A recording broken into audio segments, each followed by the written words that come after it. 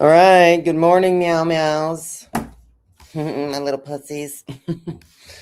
All right. I think we're ready to rock. I know I changed the time. I got stuff to do. Need to get going. And gotta maximize time, you know? I want to start this off. Maybe shouldn't have thrown out the P word. Edit it out. Edit it out. Here we go. Meow. What up, Zep? I have a bunch of things I want to talk about. Look at this. I took notes. I'm such a grown-up. Sometimes I do like to random, extemporaneously, circumambulating, talk ahead of my head. One of the Lukeisms. But also, I don't want to forget things, Order and chaos. We gotta do this with them. Or not this. Opponent processing. Look at, I'm having a tug of war with myself.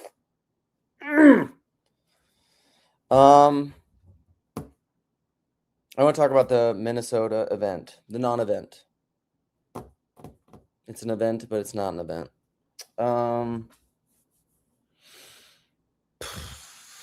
We're trying to figure it out. We are a ramshackle bunch of, like PVK said in a recent video, TLC is where he gathers his nuts.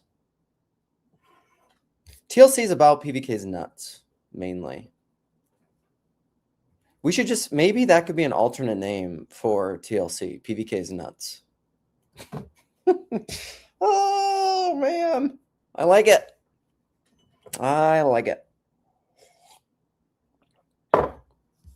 Okay, dude. You got to pick. You got to choose. Today, your soul hangs in the balance. Pick and choose. Choose. Now choose. Here we go. Look at. Just wait. Coming back. You can still hear me. Show and tell. I haven't done a show and tell in a while. What am I looking for? What else do I want to show and tell? I wasn't prepared for this. Can you hear me? This is working on it. I'm coming back. Don't. Oh, look at this. I'm coming. Can you still hear me? Don't. I'm coming back. Okay. Here I'm coming. Keep listening. No, I'm coming back. Here I come. Okay. This just popped into my head. So, look at this. Oh, this is the Grim Grizz. These are his dies. Die? I think the plural is die. Dice is plural. Die is singular. There we go. Squirrel.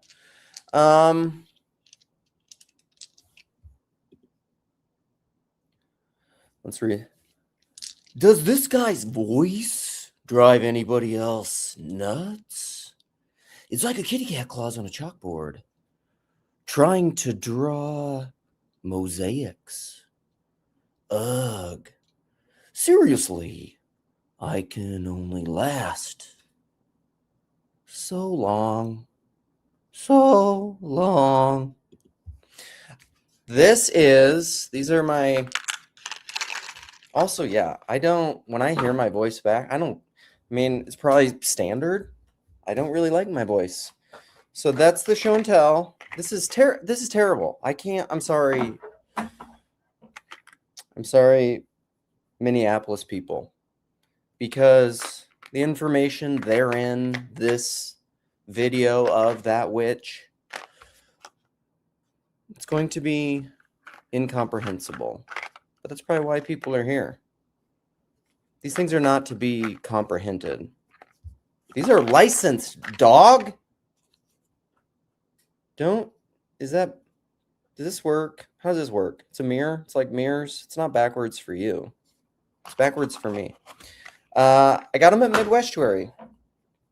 The man himself gave them to me as we put things into our lanyards, names into lanyards. I should have shown that over there. Other things I found in my drawer. I have a drawer where we're going to do show and tell now. Sorry, I got to... Okay, here's more show and tell. Look at this. Honey Out of the Rock. It's a little booklet I have. Thomas Wilcox. This is my Puritan days, kids. You know, it's just...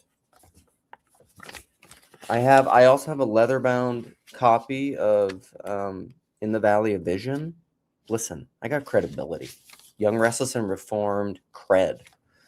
I got emerging church cred. I also have this. I got this from Ron Paul, I think, back in the day. This is the Constitution of the United States. Okay? Don't mess around. We hold these truths to be self-evident. And it has articles. It's got amendments. This is how you can know your rights. And you can demand your rights. By the way, I saw a... I also realized I've said I'm kind of the same everywhere, and this isn't a character. This is a little bit of character. Like me on a live stream is me pretty amped up. I've realized that. I didn't even know right away. I didn't even know I was doing a character. Because, I mean, it is part of me. I realized that when McMosab on Chad's video, which I didn't reference because it didn't put in the description because I didn't know I was going to talk about it, said that his live stream thing is a character. Also, McMo is super good at live streaming. Like I feel like McMo could be great, and I feel like he could be very popular.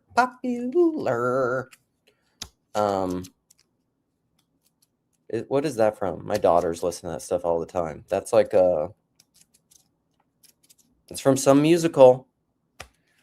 Also, something came up the other day. Somebody was talking about gay and how gay you are. Oh, this is like a local thing in my family. And they said, he's so gay, he sings musicals at the top of his voice. And, you know, I'm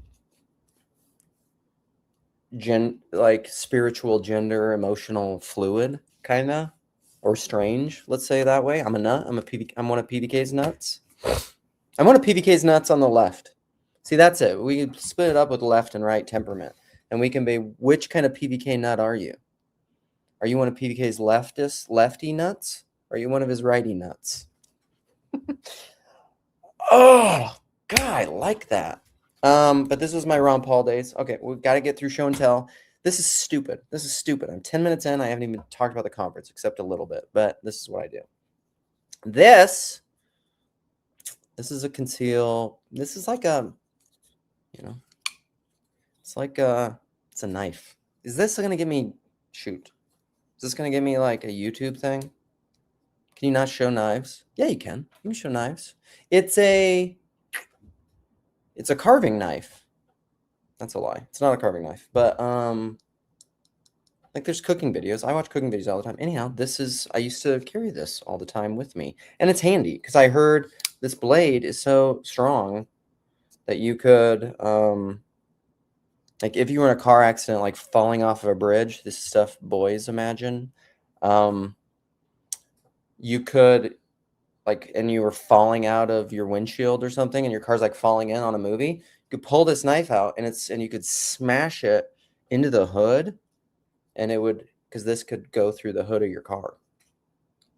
So there's that. And then I wanted to show this because I heard it the other day on Chad linked a PBK video. Because we always talk about Neil's video now and like what is the TLC, and then PBK or Chad in the comments linked a video like because he was going to do a TLC documentary way back in the day, and then he couldn't really. I don't think he could do it to the level that he wanted to do it, but he did like a mini one or something, like a scaled down version. We're going to talk about scale today too, and he mentioned this guy Drew Johnson, and this is a little. I printed this out and made this, and I bound this myself because I'm a weird.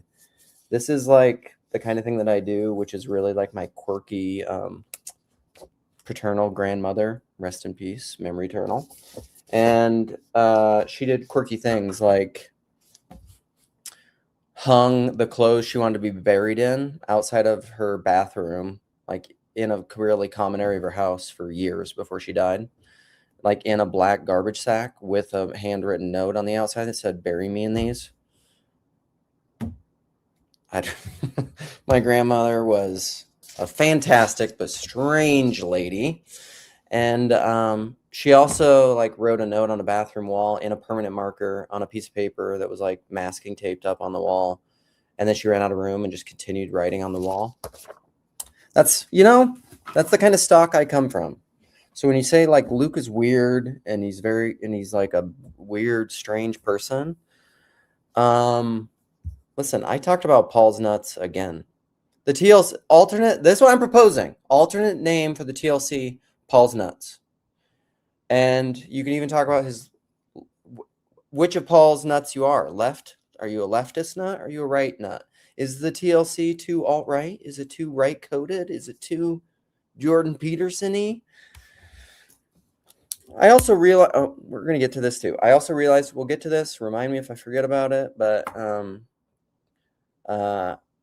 my son, college, education, because I'm going to get there and talk about it. And I was I'm just, in certain ways, like politically, I'm on the left, technically, I suppose, being an anarchist, like a anarcho-socialist, like that's on the left. But I think it's really confusing in America because America's pretty dumb when it comes to politics, and the way they understand left and right is weird. Anyhow, okay, stop, Luke. Self-control. Okay, we're 12 minutes in. I'm going to talk about Minnesota. I am talking about your nuts. That's what the TLC is. It's where you gather your nuts. It's at least a double entendre. I mean, but like the funny part of it is a triple entendre. So like, I mean, I love words. You can't fault me for talking about your nuts. Sometimes you feel like a nut. Sometimes you don't. Will I get in trouble for singing this? Mounds don't, because sometimes you don't. That's my poetry voice. Okay, lock in. The Minnesota thing, 12:30. Talking about the Minnesota event.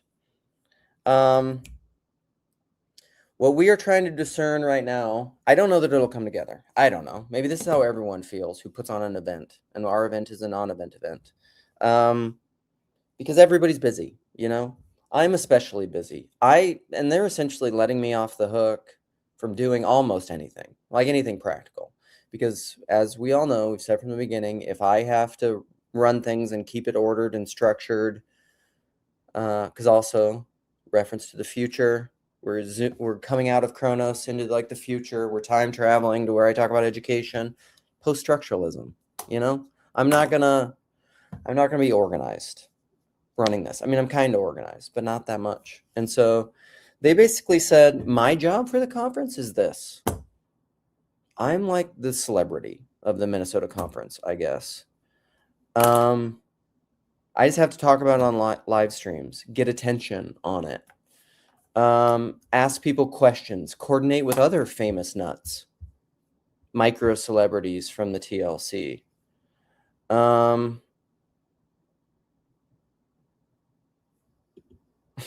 don't even know what we're talking about. I want to engage with the hive mind. See, like I can be present with myself and in live stream mode, and also with you. So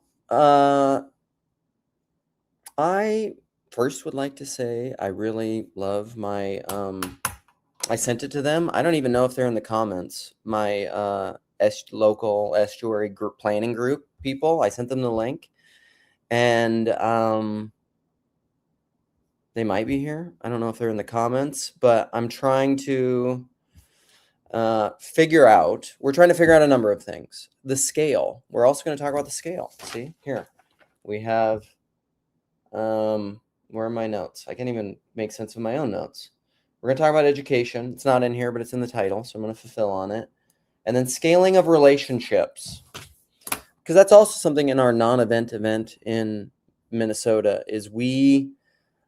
I think PVK and I are in alignment, resonance with the kind of event that we want to do. Oh, I didn't put this in the thing. Also, Sherry, dang it, I'm going to have to edit it later in YouTube. Rigel's last stream, which he does on Fridays, overlapping with PVK. But that's another guy. In watching Rigel, I would say all of this. I've been noticing recently, and sorry if I forget to include you in this, but like Rigel, Ethan Kahi. Kahi. I have to remember cough, but it's AU to how to spell his name because it's hard. McMosav, like his last stream. Ian from Inside Incorporated. Who else? Neil. I feel like some of the nuts in the TLC are getting really good at this.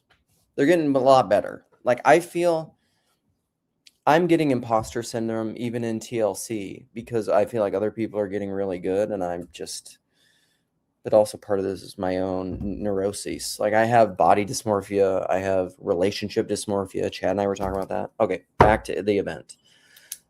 I'm having a resonance with PVK about scaling. That was where we went off track. The scaling of the conference, scaling of relationships. And then Sherry said on Rigel's stream, we're back. She said you need to have, there's a specific timestamp in there. Although Rigel's, like I said, these are quality events. These streams are good. The last couple of Rigels are phenomenal. Sherry was saying there needs to be more downtime. We need to have more wasted time. And I want Minneapolis's conference to be mainly wasted time. I want us to waste all of the time in the conference. It's going to be like the anti-Chicago event. Like if you like Chicago, you may like the Minnesota non-event event, but you may hate it because it might be speakerless. It's going to be borderline stageless, probably, although there might be a stage. It also depends on how big of a scale we're going to do it, because that's part of it. And that has to do with price. And this gets into like some real practical nuts and bolts. PVK's nuts. I want to go for the world record in the TLC of how many times I talk about PVK's nuts. PVK is kind of hard to make uncomfortable because he's so low in neuroticism. But if I talk about his nuts enough, he may get uncomfortable. Yeah. All downtime, Mandy. All downtime, no uptime.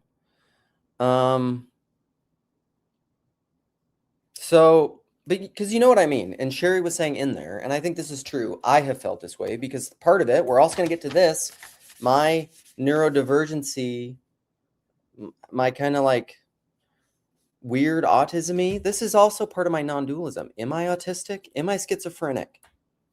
Schizotypal? Which side of the spectrum? My Cal, who's in here, would say I'm much more schizotypal than autistic. However, I've realized this weekend something I want to talk about. Put a pin in it, put a tag on it later about how I'm kind of autistic-y in some ways. Back to the conference.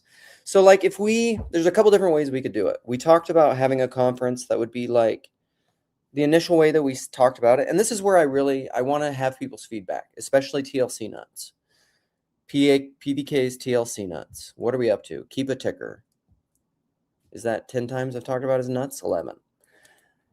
We want to get to, we talked about having like 80 to 100 because I think in different ways, focused on different things. The Midwestuary event I didn't go to Southeastuary.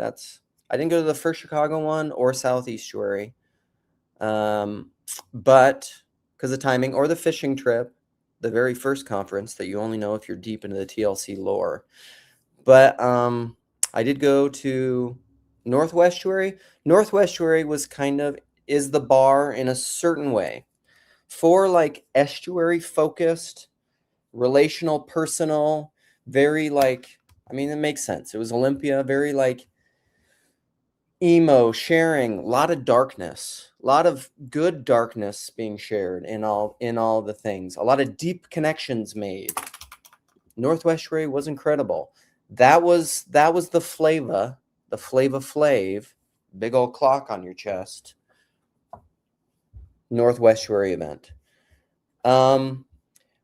Nate, my good friend Nate Heil, Grail Country, have not seen him in the comments. I don't hang out with him that much more anymore because I just stream to my channel and not co-streaming to Grail Country, and Grail Country is on. Grail Country has gone fallow. You know, it's winter. Maybe there'll be a spring. Maybe there'll be a summer. But Nate ran that conference, and the reason that conference went off was because Nate and his family did a whole bunch, and Nate killed it and did a lot of the cooking himself. I mean, it was just unbelievable, but it was kind of also stripped in a certain way. He coordinated the conference speakers, and I think the conference speakers had 15 minutes on stage. There was a stage aspect, but it was a limited stage aspect. And then we had Rafe Kelly, and we went outside, and we touched grass and touched each other. The PBK nuts were touching each other. You know, we were play fighting out in the yard. And forgive me, I forget your name, who I was play fighting with. And we were trying to like lightly touch each other and play fight. Nuts just rubbing together. And so that was a vibe. That was a vibe. But it was a lot. To Sherry's point, it was a lot. You can't do everything.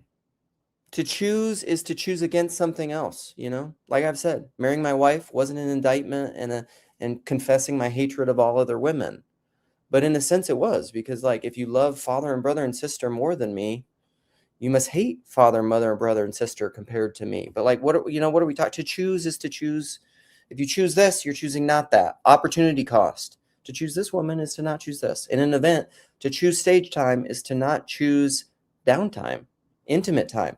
We essentially don't want to schedule so full that there's no time to just shoot the shit, to do your own thing, to take a nap, to do something else, we don't want to feel too beholden to the schedule.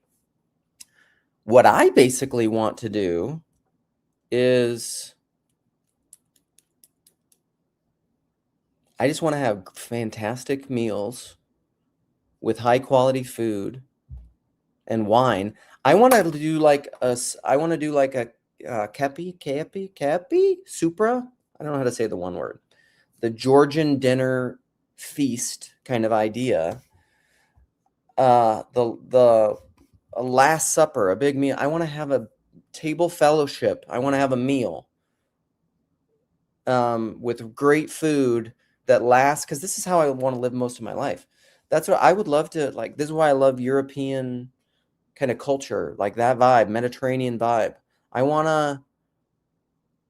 At night, I want to go out with friends and sit on a patio for 3 to 4 to 5 to 6 hours, because then you have an afternoon nap the next day. So you stay out very late and you have a long dinner over great food and wine, and you have a lot of wasted time. See that? Because that wasted time, these are air quotes for people just listening. This wasted time is the best time. Somewhat. It's not the best time, but it's very essential time. Wasted time is essential. Boredom is essential. I want to have that time to relax, to not be on, to do different things, to play, to be silly, to not just, there's no content in that kind of wasted time. Some people do well without structure. Some people need structure, and we need a little both of it. So I think the Minneapolis conference is going to be less structured, a little bit, maybe not. This is all stuff we're working out, but then we have to figure out size and scale and money, ticket price. What we have talked about, because I think we've decided against doing an event where lodging is kind of built in and included. People will have to figure out their own lodging, I think. Is that correct? Sorry, Minneapolis people. This is what, are you in the comments? Yeah, you got to have the left nuts and the right nuts. And but in general, if you have the right mixture of left and right nuts, then you will have the right nuts and I'm using a different sense of right there. You know what I mean? I mean, truly, a trinity of the TLC. It's, you know, twigs and berries. So, but all this depends. How much of this is included? How much of this is extra? I don't, like, because of what happened at Minnestuary, there are pluses and minuses of doing like a separate big dinner, like a private VIP supra dinner thing, which happened at Minnestuary. It wasn't available to all. It was kind of an invite only, and there was an added cost to it, you know? So like, depending on all that kind of stuff, like you want something with really great food and wine and drinks and all that, costs money. So you either have to fundraise for it or you have to build it into the ticket price. Or then you have a separate, like it gets into caste system things. And so, you know, because it's like the haves, the have-nots, the people who can pay for tickets or want to, and the people that don't. That kind of happened at Minnestuary. And so like I would like it to all be integrated and whole. I mean, I don't think it's breaking news that I don't like people left out in as much as it's possible. You know, it's going to happen somewhat, but that's also like keeping ticket price down, not making it cost prohibitive to come to the conference, but then also integrating enough cost, because this is the thing. If we don't have like separate corporate donors or wealthy benefactors just giving money for both scholarships, food, wine, for all these extra things, then you can't, then it's necessarily cost prohibitive because every individual person on their own has to pay the big bill. So like, we got to figure this out. So then those are some of the questions. I'm not going to belabor this point, but we're trying to figure out locations. A person who I don't want to name, but is essential to the Minneapolis group, has been primarily the motor of this and checking out different event spaces, and we are forever in their debt. Maybe not forever. We will be forever in purgatory, working off the debt that we owe, and we will not get out until we've paid the last penny to said person, because they are a harsh master. And I've also just, so that's the thing with the event. How big do we want it? Do we want to go so small as like 70 people? You know, like we're going 70, capping it at 70. No cap, capping it. You know, this is how my mind, like, I love multiple meanings and language and wordplay. Sorry, that was the cap thing. We're going to talk about that. Put a pin in it for the future. Again, we're going in and out of time, right? And we're time traveling to the future, where we will talk about, did I not put it in here? I know I did. It's not in my notes, but I know I have it. I have it in here. An Ian. Oh, I do. Ian thing. So Insight Incorporated, Ian, language, a Chris Williamson thing. I'm going to play a clip in a bit. So we're going, how big do we want it? How expensive do we want it? Because there's probably going to be at least $200. We'd like to keep it under $300, but it's, yeah. Or you could do a conference with 12 people. You know, that's PBK's, right? His Connecticut conference at his sister's communist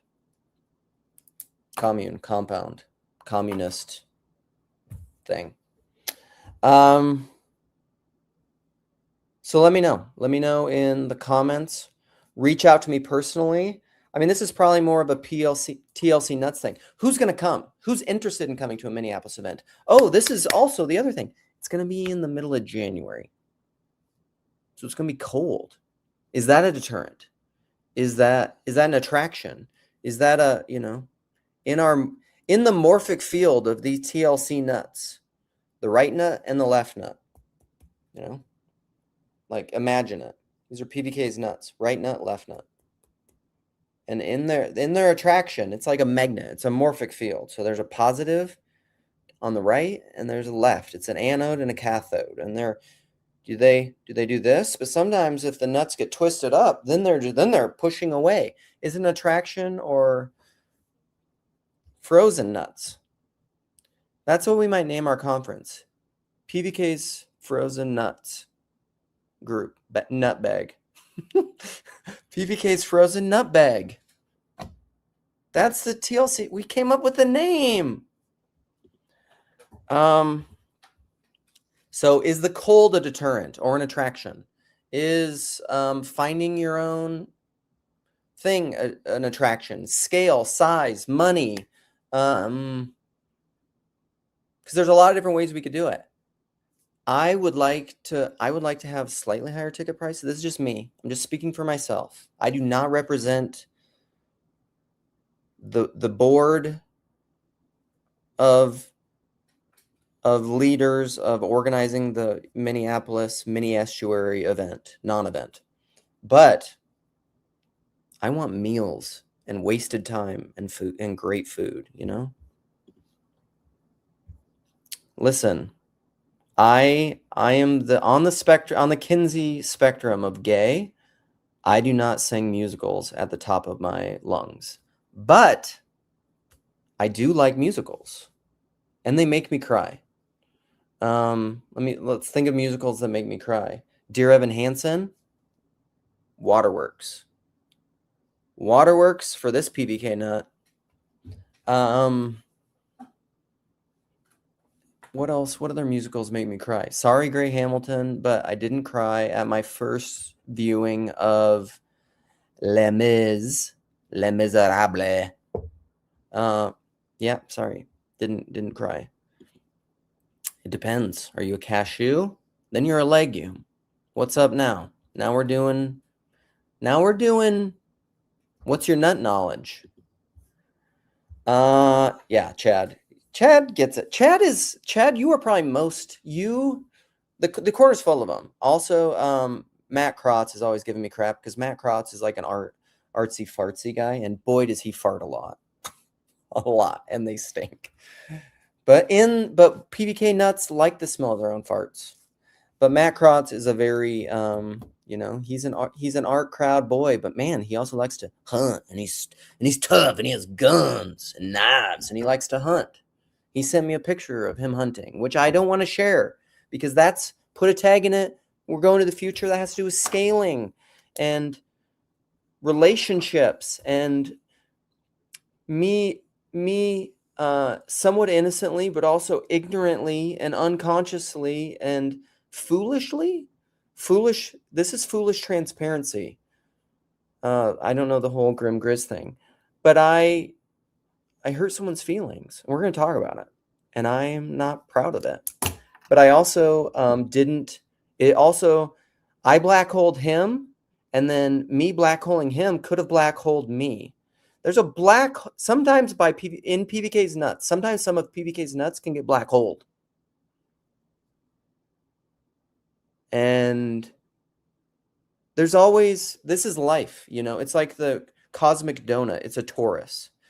And sometimes there are black holes at the center and they're nuts. They're worlds, circling black holes and stars. You know what I mean? Black holing. He got very sad. Black holed. Dark place. How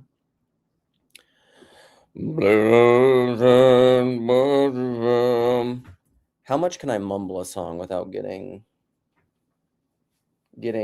whatever? I gotta pause. I gotta play branding because I gotta go do something. Just wait. I'll be right back. No.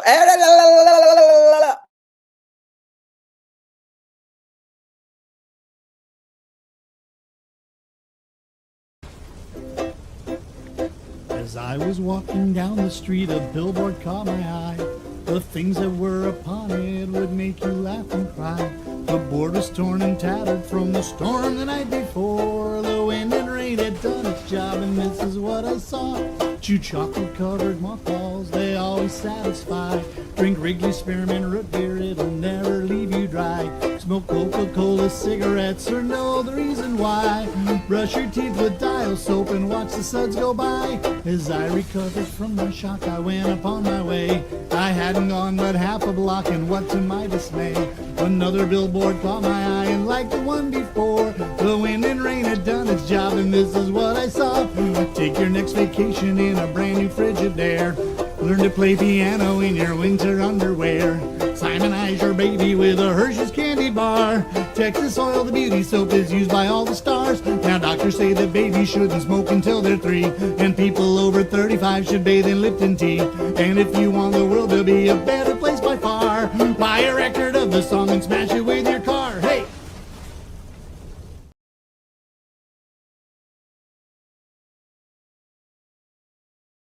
I think I need to do more branding. This is crazy. Or I have to go somewhere else. There's too many things going on.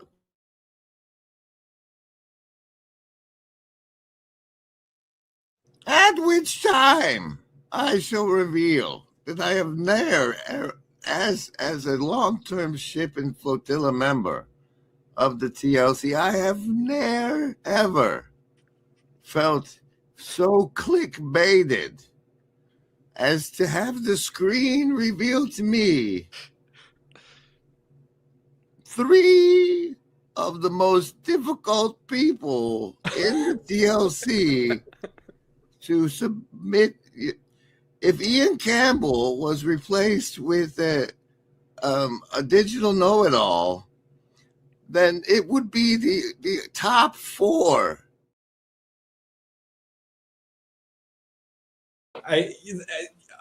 Over time, the more I interact with you, the more I realize you've been right this whole time. Not always, but sometimes. Oh, Sam! I love you also too. know how to push your buttons, but. All right, that was a crazy thing that happened. This could like go on Neil's. I'll try to recover from this. This could go on Neil's. I really want to do the next worldly news thing, whatever, but I don't know that I could figure out how to do it and record the videos and do it in time, because you can't do everything. But this is a slight inside view into angry teenagers going to school and fighting and blaming each other, and that was, whew, where were we? What was even going on? I don't see cat. So converted philosopher, I don't know if you want to be outed, but I don't even know what that means. You expose me to terms like jester maxing, mog. I think mog means like glaze. Is that a synonym for glaze? I'm learning all this vocab. I don't know. I learned the Ian video, time travel, that we're going to talk about. I think I need to wrap up. Sorry, I think I need to wrap up the mini non-conference conference, but he talks about the term huz, which I thought just meant boyfriend, like husband, but apparently it's like a urban, like black culture sped up thing for hose or something, according to this guy I'm going to talk about. I don't know what all these words mean.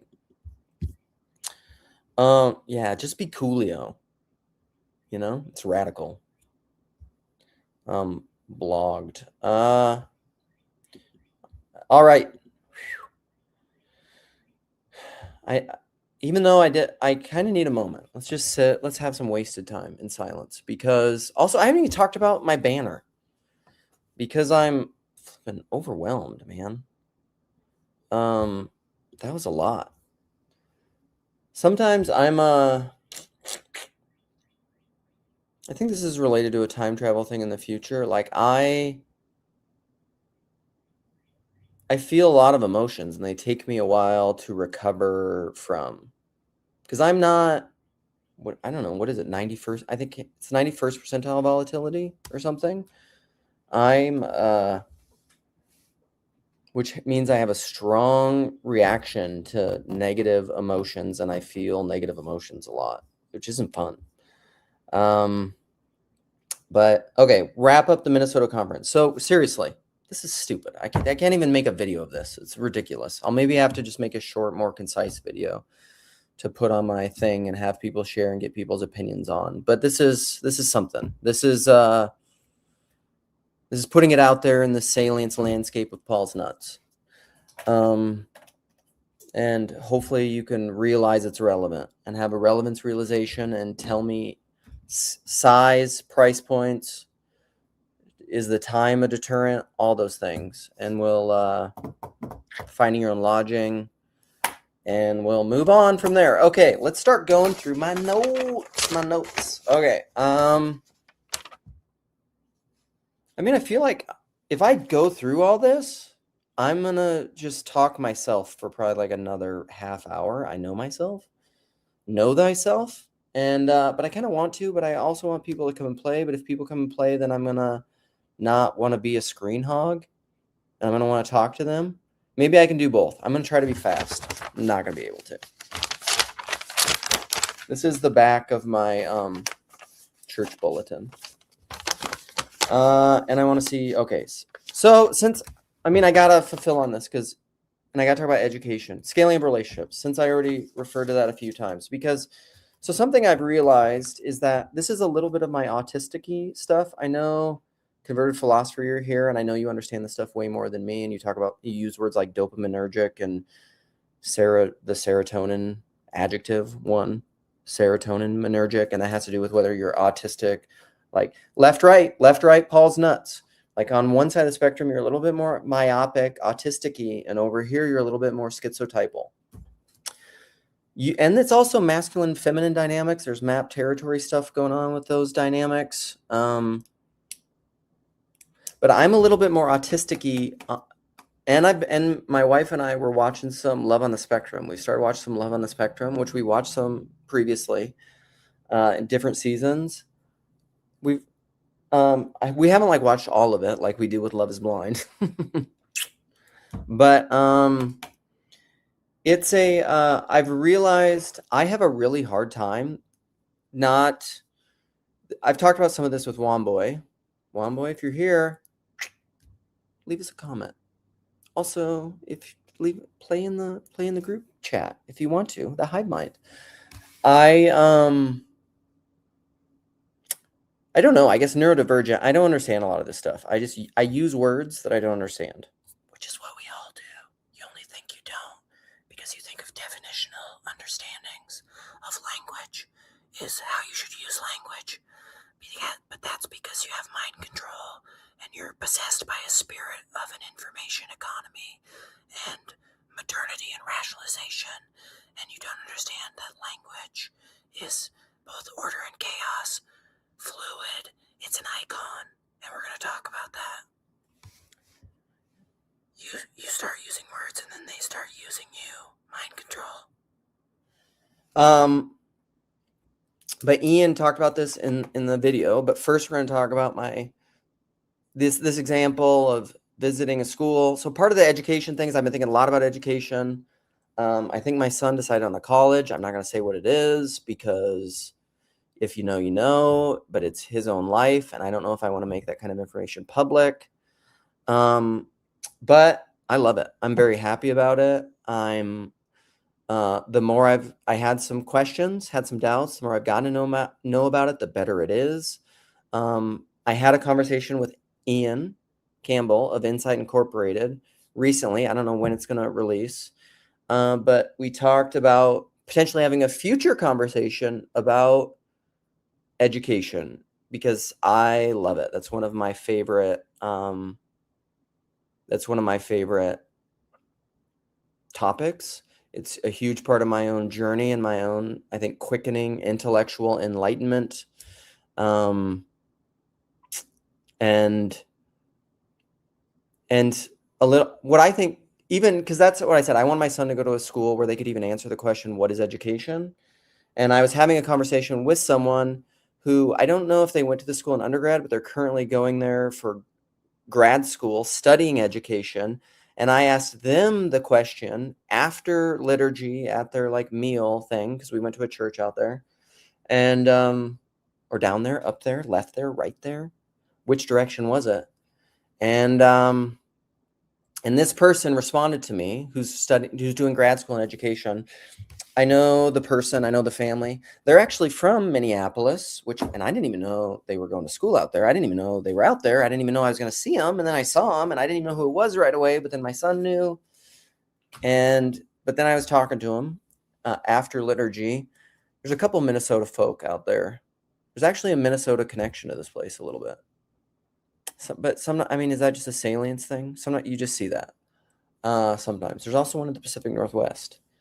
But I asked him the question, what is education? And I just mentioned that to him, that I want my son to go to a school where they can answer that question, what is education? And it was so funny because his response, he pretended to be a general educator or person in the administration of a college or a university. He'd be like, well, we want to make good citizens who can get jobs and vote and support democracy. And in his pretending to be someone like a general educator, and what their response would be, number one, I think he's exactly right. It would be something like that. And that's a shit answer for what education is. Good Lord. You haven't even begun to scratch the surface of what education is. And it would piss me off so much. If my son was trying to go to a school who, the people who run the school would give an answer like that, I would just want to fight people constantly. But this guy's answer to what is education, because I asked him then, I'd be like, what would your answer? And he would just be like, to train people in virtue, to make virtuous people, person making, virtue. And I was just like, God bless you. God bless you. I'm very happy about this, because I was going to talk about Chris Howard too, because it's another thing in my notes about stream colonialists. Ooh, such a sassy, spicy term. All right, so that's the school thing. My autistic-y thing that I referenced, I want to talk about, it's an example. So this is where I realized I'm not good at this. I'm not good relationally at, Rob Bell said this once, that the best kind of communication is indirect. And I am this is where I'm a little autistic-y, is I don't know how to say the thing without saying the thing. I'm not very creative at being, despite how I'm sometimes conceived, I wouldn't say perceived, conceived, is I'm not very manipulative. I'm pretty direct. I'm kind of first percentile politeness. If I want to talk to you about something, I'm gonna come right at you and just say it directly. Not in a stream like this, because I'm talking about, when I talk about anything, I'm talking about everything. It's a mosaic. But if I have an issue with you, or I want to talk about an idea, I'm just boom, right at it. Even, I think this is why I struggle so much in a world that's predominated by the information economy and identitarianism, where people are married to their ideas, where they think of their identity connected to their ideas, which is very connected to the language Chris Williamson thing that we're going to play a clip of. I don't. I pretty loosely think of my ideas as connected to my identity. And so when I think someone has a stupid idea, I'm just that idea is dumb, which I think can be pretty hurtful for people, because they relate to their ideas in a sense of identity. So it feels like a personal attack when I say their ideas are dumb. It's not. I don't think intelligence is a virtue. So even if I say one of the ideas that you think is smart is dumb, that's also not a personal attack. That has nothing about you as a person. I just think that idea is dumb. Also, who cares? Who cares if I think an idea is dumb? If you value my opinion, then you should care if I think an idea is dumb. If you don't value my opinion, why do you care if I think an idea is dumb? I just don't get it. But I have enough empathy to understand other people think differently than me, but I don't know what that feels like. This is my weird thing that I've talked a lot with Womboy, is it's not a kind of narcissism. Also, Ian from Insight Incorporated that's going to be in the description, had a great conversation with a guy who teaches at Jordan Peterson Academy and was on the Chris Williamson show, who was talking about narcissism. Great conversation. I plan to re-listen to it today. I couldn't comment on it because I was busy doing things the other day. Probably won't be able to today either, but it's fantastic. Ian, one of PPK's nuts who's killing it. So even though I talk about myself all the time and say I, you know, like where's the Narcissism clip I played earlier where Grimm says it's like a drinking game. I don't know how else. I can only relate to people through my own experience. Like I don't know how to do it through like an indirect, abstract, third person thing. That fucking feels dumb to me. But you know, that feels dumb to me. And sorry, like if that's your experience and that's how you want to do it, great for you. I'm not meant to judge you. I'm not judging you. Something Ian and I talked about a lot in our conversation. So I still haven't gotten to I'm not doing this fast, guys. So still the autism thing, the autistic-y thing. So like, for example, something my son did, which was beautiful, and he's better at this than me, this kind of thing. Like if I have a conflict with my wife or something is wrong with my wife, like I just want to say it. Like I just want to tell her it and have her receive it and have us talk about it. But I've realized that's a hard thing to do. Sorry, PPK. Yeah, it's been a while. This is my unhingedness. But sometimes the best way to say a thing isn't to just say the thing. I know this abstractly from Peter Rollins, but I don't practice this way. Like I'm not integrated with that head knowledge, that abstract head knowledge in the way that I operate in the world. So my son was, we were heading back to make our way back home, and we were going to stop for lunch at this restaurant, which I'm very excited about because, again, to the Minneapolis, Minnestuary non-conference thing, I like food. I like good food a lot. I like people who really like food. I like people who are obsessed with food. And not like a weird way, like I want to eat just as much Taco Bell as I can. That's not the kind of thing I'm talking about. I'm talking about like food nerds. Like people who are really into board games or like World of Warcraft or something, but then with food. Like they geek out about it. Like someone like me who's like been watching fermentation videos for like that's been huge in my algorithm. How to ferment vegetables and fruits. And like I'm gonna enter a big fermentation phase. Which I've wanted to for a long time. It's just like you can't do everything. So it was this kind of a restaurant that I wanted to go to. Natural wine store. They pair some of the natural wines with the food. It's the kind of place you get like on like organic heirloom grain focaccia, freshly made, and you put on like chicken liver mousse. You know what I'm talking about? Just like, and this was the most chicken livery of all the chicken liver mousses I've ever happened. Mousse? How do you pluralize mousse? Pluralize mousse. It was very livery. And I also had olives, and I sent a picture of olives to President Foxman, and we're going to talk about olives with Stream Colonialists too.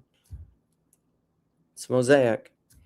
But my son, so like we were going to go there for lunch, and my son, this is the thing that he did. This is the thing that I have a hard time doing. He loves me. He knows I want to go to this restaurant. He knows that going to this restaurant will make me happy. He does not want to go to this restaurant. He wants to go to the kind of restaurant where he can get, you know, like brunch, like a lot of like pancakes, sausage, classic, easier food than focaccia, chicken liver mousse, you know, like cured salmon sandwiches. Different vibe, which I can appreciate. That's fine. This is the thing that he did that I seem to not have developed the skill to do yet. Is rather than say directly, very directly, this is the thing I'm talking about. I don't want to go to that restaurant. I want to go to this restaurant. He just said, yeah, that sounds great. Let's go there. Out of sacrificial love, he sacrificed his preferences. He did not insist on his own way and directly, explicitly have a fight with me about it. He just said, yeah, let's go to that restaurant because he knew it would make me happy. And he decided to, because sometimes this is the thing, my wife has taught me this, you don't always have to say everything you think. And I've been really meditating relationally on, especially between male and female dynamics, if it's wise to say all the things that you think. Because this is one of the lies that we're taught through therapy culture and being a good spouse and being a good listener And like, you know, because we all want a man who listens. You might not. And you might actually not want a spouse who wants to listen to all your problems. It might not actually be a good idea to talk about all your problems and all your thoughts with your spouse, particularly if they're about each other. Sometimes like it's kind of like Abigail Schreier bad therapy. Maybe it's best sometimes to veiling and unveiling. Maybe sometimes it's good to not talk about everything. I'm truly curious. This is a big thing in my head. Like in my relationship with my wife, is it better or worse? Is it smart? And I don't think there's probably a large prescriptive answer, but I'm wondering in our relationship if it's best for us to talk about all of our thoughts with each other. I don't know that it's a good idea, you know? So my son did that. That's beautiful. That's wonderful. I want to learn how to do that. I want to learn how to navigate relationships, because to me that feels, there's something beautiful to it, but there's also like, for some reason, I want to make everything explicit, which shouldn't be surprising to people. Like even when it comes to theology or but like there's not always a wisdom to that, because sometimes I am not ready for everything to be explicit. This is probably the evolution of consciousness stuff too, is like, where's the wisdom in making things explicit versus implicit, hidden or veiled or unveiled, you know, like when should you speak and when should you not speak? Man, it's complicated. Okay, what else do we want to talk about? The scaling of relations is something I want to talk about, because like Ethan Kahi, he was in here earlier and now it's become a thing. We've worked through it, I think, largely. It's another example. I did this exact thing with Ethan. I don't like his poetry voice. And I told him that. And I said very outfrontly, like, I effing don't like that voice. That hurt his feelings. Like, again, like I didn't mean it wasn't a personal attack at all. I love Ethan. I think he's fantastic. I think what he's doing, specifically his conversation with Spencer about like, that I'm going to play a clip from if I ever get there, was, you know, yeah, Ethan, 30 watching, 6 likes. Losers. It's our love-hate relationship. But like I just said it. Like, this is my wife. My whole life I've kind of done this. I just say things. And then my wife's like, you don't have to say everything you think. And I'm like, oh, interesting. And slowly over time, I'm becoming like, I'm a very passionate, enthusiastic person transforming into an introvert, you know, because I don't, like, again, you put me in a room where like I have to small talk and like, it's going to be a struggle, you know? I talk about what's exciting to me. And so, but like that thing with Ethan, I said that and I hurt his feelings. I black holed him. I black holed a PPK nut. And that was sad for me. But we have enough trust where, even though, you know, it's the Godric Buechner book. Like, what is friendship but the giving and receiving of wounds? It's part of it. Because if the whole point of creation and of human making and becoming a person, again, training in virtue, is to become one who forgives, and that is what it means to become like God, and perhaps to be united to God, then suffering and wounds and hurting each other isn't a problem. It's the gateway to salvation, because you need those things in order to learn how to forgive. That's the kind of shit that we say that we don't really believe. Because when someone hurts us, we say, and the Bible's full of this stuff, like, consider it all joy when you face trials of many kinds. And St. Paul says over and over and over, like, be thankful for your wounds. Blessed are those who hurt us. We've just been saying this in the Orthodox post-Pascha services, is like, may we, in our hymns, may we call our enemies, like, may we call them friends, even those who hate us. So now, through the resurrection, even those who hate us have become our friends. How? Forgiveness. Also, I had this epiphany in church that the binding and loosing of things, whatever is bound on earth will be bound in heaven, and whatever is loosed on earth is loosed in heaven, and whatever is forgiven on earth will be forgiven in heaven. If everyone on earth forgives each other, and we have released those bounds on earth, then everything will be forgiven in heaven. If we forgive, maybe God forgives. Because if the one who has been transgressed against forgives the transgressor, and they become friends and enemies become friends, what kind of punishment is needed? An abstract, merely legal punishment? Doesn't make much sense to me. Like if a child or a person or anyone has truly fully repented, this is what we do when prisoners go before a board, what's that called? And they have like a review where they can either remit their sentence or lessen it or whatever. You know what I'm talking about? Parole, yes, parole. When someone is up for parole, that's what you're trying to say. Like, have you repented? Have you forgiven? Are you healed? Have you stopped this thing? And if so, there's no point in keeping you here anymore. No point in punishment anymore. So, okay. I really want to open this up and talk to people, so I got to work through this. That's the scaling of relationships. So I don't know. So like in this TLC flotilla of Paul's nuts,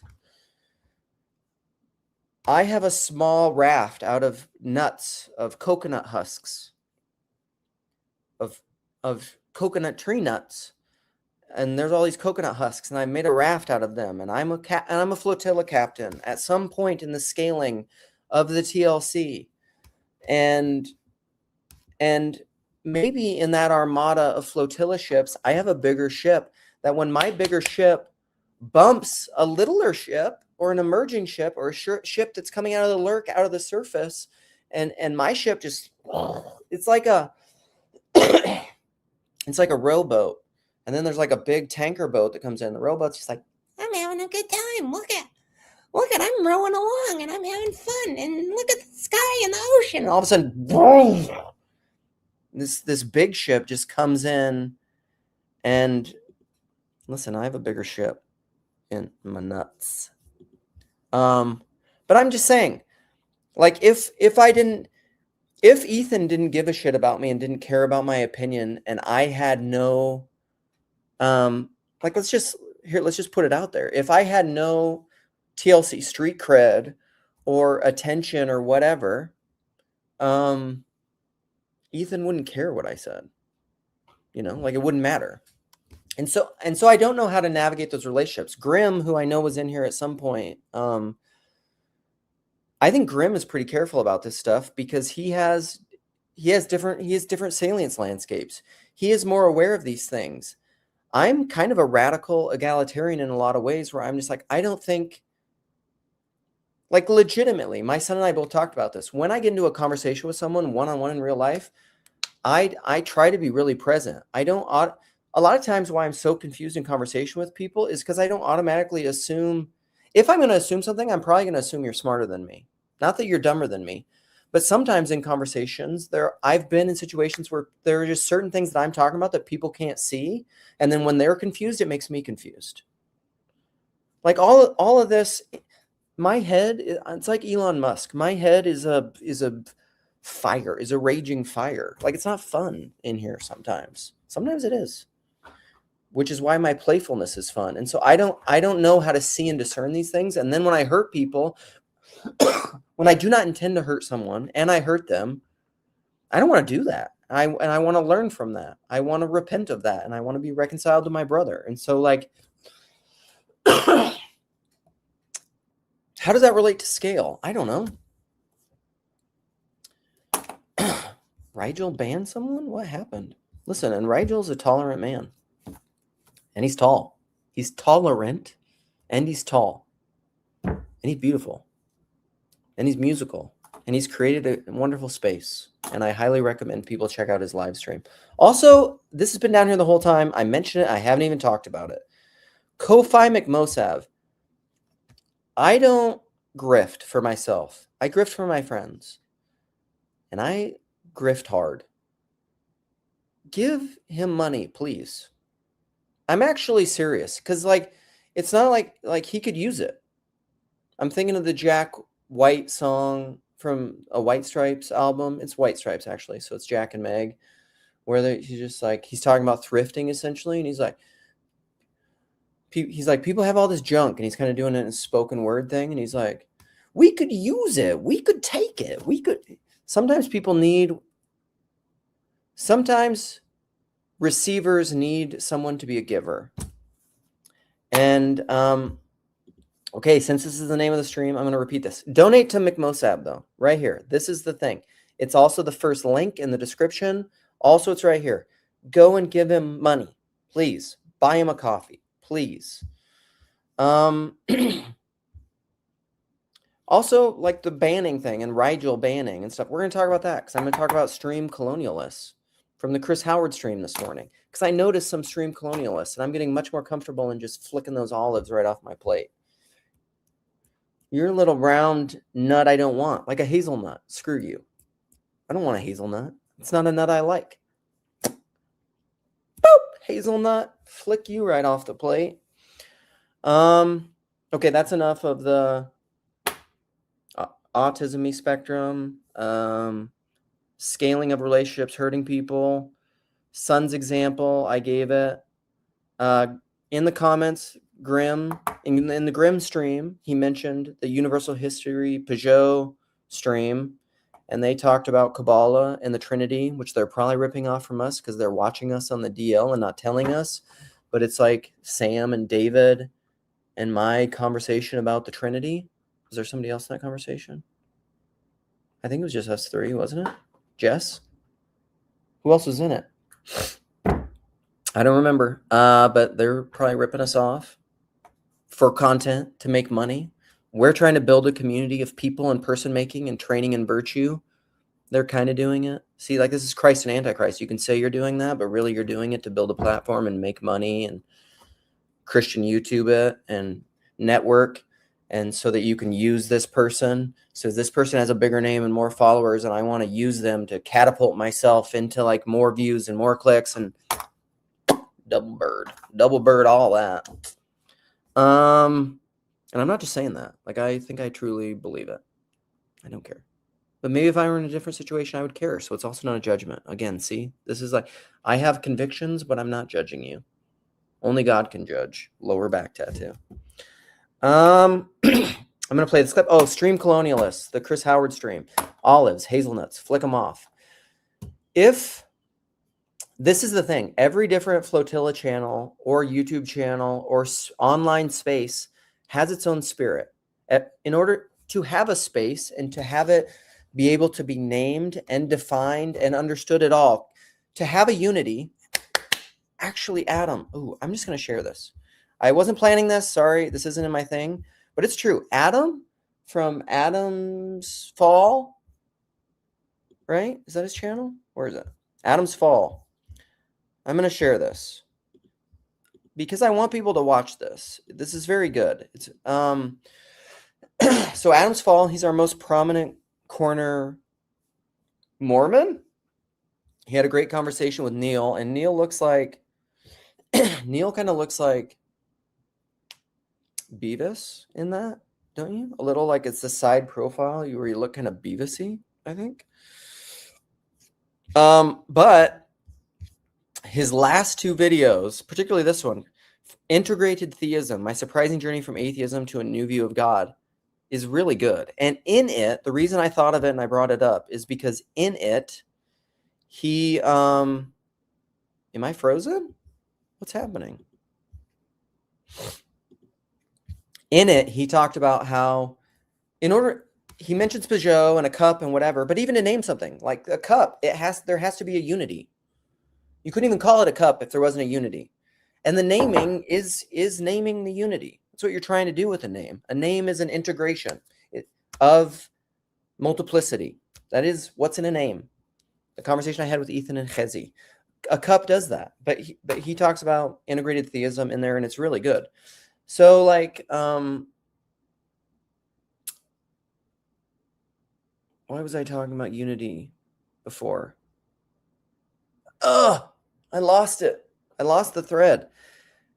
It's bad when I lose my own thread because you guys are losing me all the time, but I'm not Thank you, friend. What was I? I forgot. Oh, that was it. The colonialists, stream colonialists. So like every stream, every video, in order for a thing to be distinguished as a thing, this video, this live stream, this event, it has a spirit. And that spirit can be named to some degree. TLC can be named. That means it has a spirit. There's something going on there. There's a unity. If you are participating or trying to participate in that unity in a way that is trying to colonize it away from the either explicit or implicit spirit of the thing in and of itself, you are divisive. You are schismatic. St. Paul says that you should explicitly not be schismatic. You are diabolos. You are one who is trying to divide, either for your own purposes and intentions, because you want the thing to be about you and your ideas and your thing. Now, you can do this consciously and unconsciously. I think most people who are stream colonialists, who come into live streams and try to colonize, Claire, who got the Rigel hammer, does this all the time because all she wants to talk about is politics. Almost. If this stream isn't about politics, so if you come in here and you're like, politics, the world is a nail of politics, and all you have is a hammer, you're a stream colonialist. You want to colonize and dominate the world with your one idea, which not even God wants to do that, because Christ in me. Because there's a way to have unity without identical replication and without colonizing. There's a way to actually woo people into being their own most unique true self, which has unity with God, who is very much like the integrated theism that Adam's fall talked about. It's a really good video. It's good. Mentioning the greatness of McMo and the Ko-Fi donate, that's another thing. Stream colonialists, we talked about it. Price. Ooh. So I also want to mention, I'm going to play a couple of these clips. Well, I might not. I might not even get around to playing them because I might just open this up for talking. But this thing right here is something I want to talk about. So the Ethan Spencer video, this thing. This is my writing. See it? It says, connected to how PVK leads the TLC. There's an Augustine quote. And you know me, big Augustine head. Big Western Protestant Catholic Reformed person. Augustine. Just, everything that guy did and that's downstream of him, love it. Love it.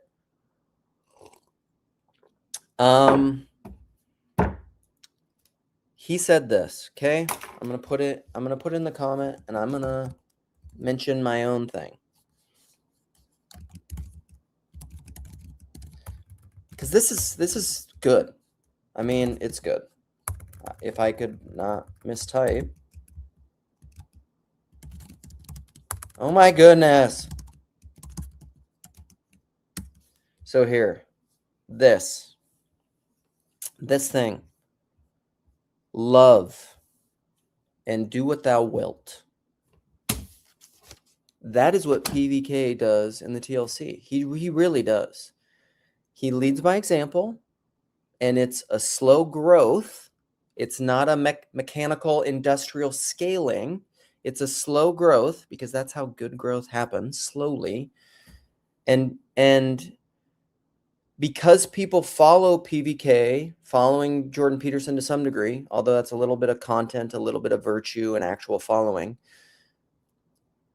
St. Paul said, which this got mentioned in the Ian conversation, which will come out at some point with him, follow me as I follow Christ. Don't follow me if I don't follow Christ. If I am not doing what Christ is doing, don't follow me. Please don't. Which I won't at times. And then don't listen to me. Don't follow me. Don't do anything.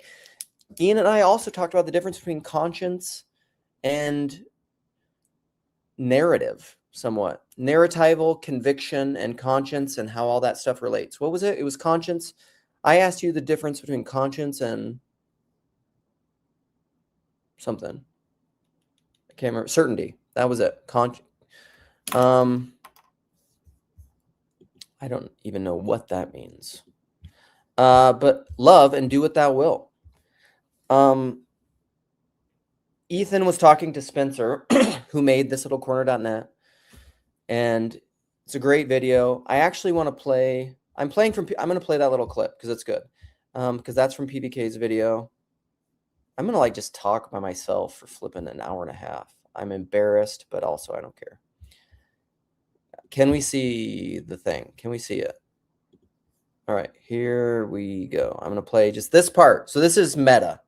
This is rings within rings within rings and Russian nesting dolls. It's actually Ethan's conversation with Spencer, but this is on the PBK video because I didn't have time to pull up that one. But I want to play this part. Really strong, like nostalgic pull towards the old internet. Right? And when people made their own little things, they put them out there. I'm sorry, too fast. And Spencer has a fast cadence, so it's too fast. Okay, we're going to back it up. The old internet. Old right? internet. And when people made their own little things, Isn't and they put them nostalgic out there, and you guys go find people's little stuff, right? You get to do these little journeys of discovery. You get to do the electrate thing, right? I've used the word electrate before, but it's like, you know, the way that you experience the content is going to be kind of personal to you, right? Because you're the one who's going on this little journey. Hyperlinks, you're going and finding things, right? And so for years, basically, I've been in that sort of camp of like, people need more personal websites, more blogs, more, you know, if you ever heard of GeoCities back in the day or NeoCities now, right? Where people made their own little, like, it was like a little hosting site. You could just make an HTML page, just write what you want and you put it up there. Yeah. Or even, I think the old MySpace, right? Where you edit HTML, right? Right. Like, those are all really good things in my mind. And I've, you know, I try to practice what I preach in that regard and build things when I can. I have a handful of websites that I like, right? See, this is building things. Like we're getting there. Everybody's been criticizing from the beginning. And in my opinion, wrongly, again, this is my opinion, wrongly, like, what are we building? What are we doing? What are we doing? What are we doing? What are we doing? Just chill. It'll happen. It will happen. If you believe that this is anything, real or true or good, we're going to build stuff. But the way that the TLC is doing it, in my opinion, is the right way. Because it's not corporate industrial bullshit. It's not what we're doing. This isn't Christian YouTube. If you want to go, I'm going to get fired up about this. And people will disagree with me. Feel free to. If you want to be a colonialist who has an ideological vision of how to fix the world and you want to do it really fast and get everybody on board so you can go accomplish something, great. I don't want to do that because I think you're going to do more, probably you're going to do more damage than good. And this is the difference between like small, biodiverse, like an estuary, an internet with many different things, and like he'll get there, but like what he said, and I was just like, that's so true. Now with the internet, if you spend most of your time, and this is where TLC is going to have to grow and evolve, creating content to be used by capitalism to harvest attention, to make money for 3 giant mega tech corporations, double bird, screw all of that.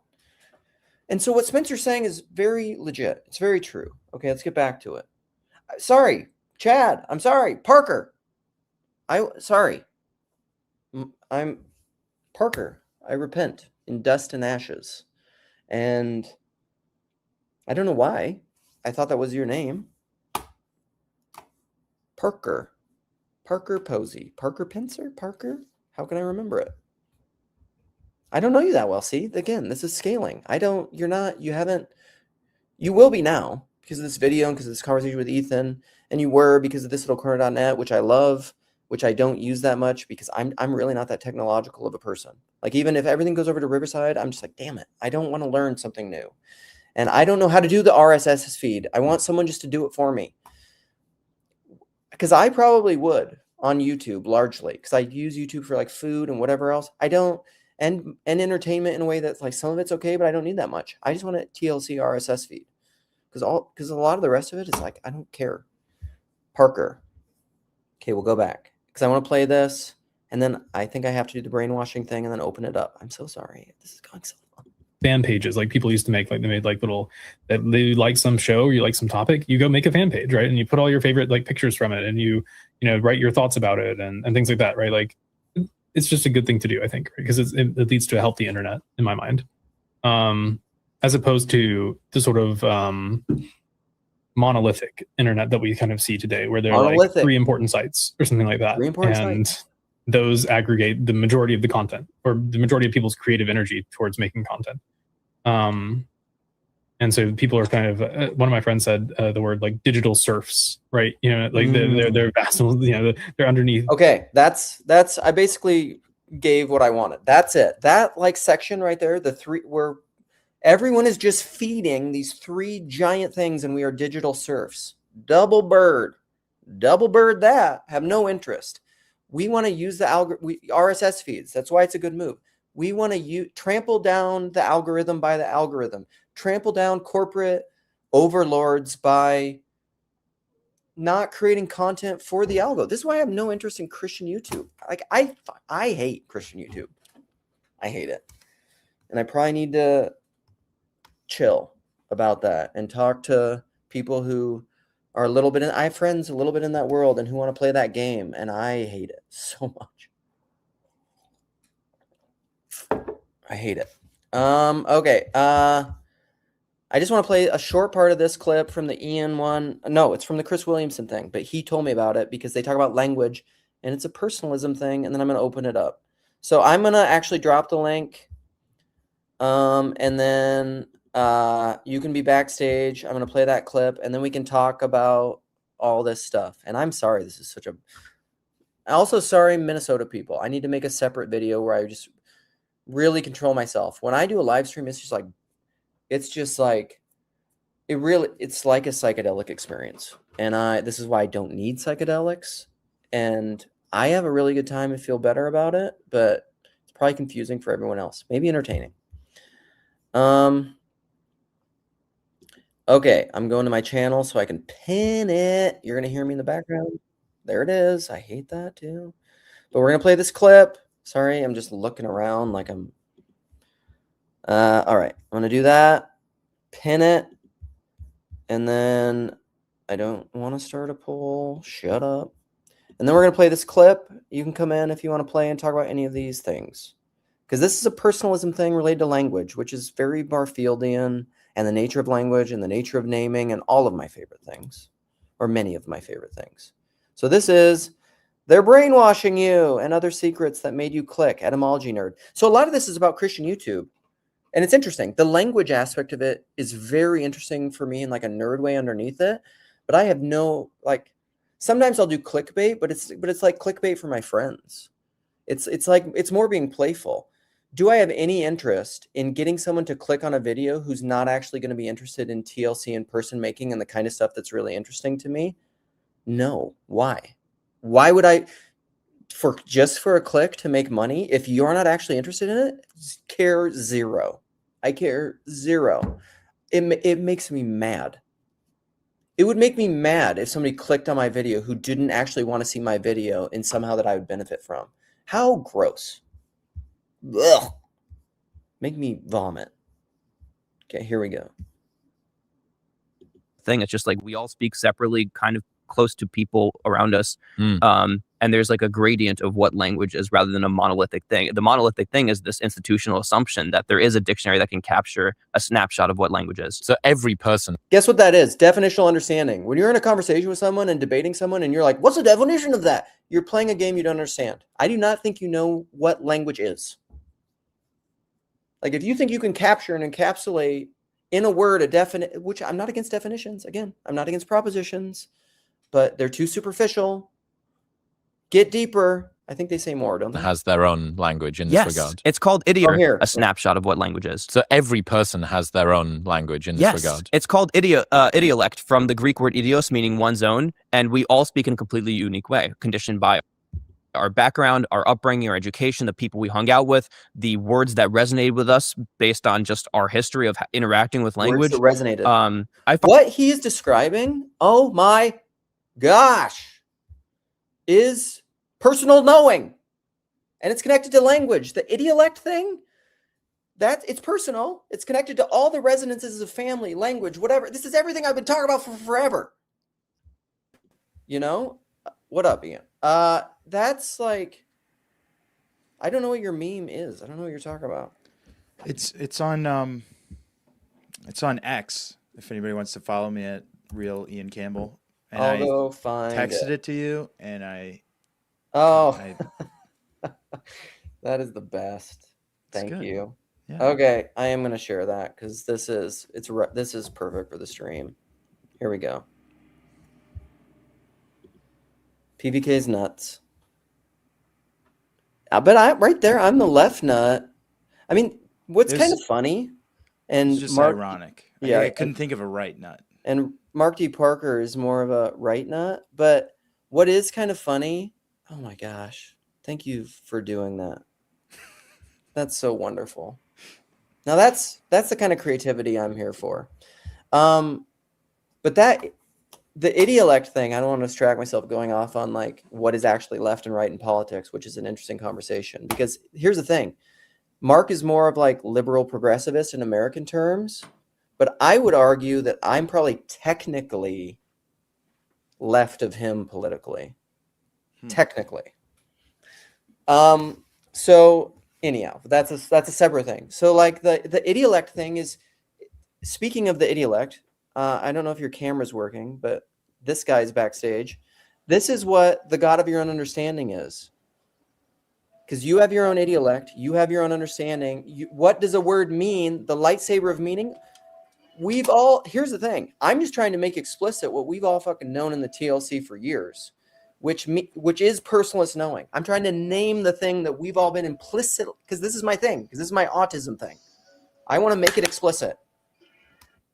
And every time I try to make it explicit, it pisses people off.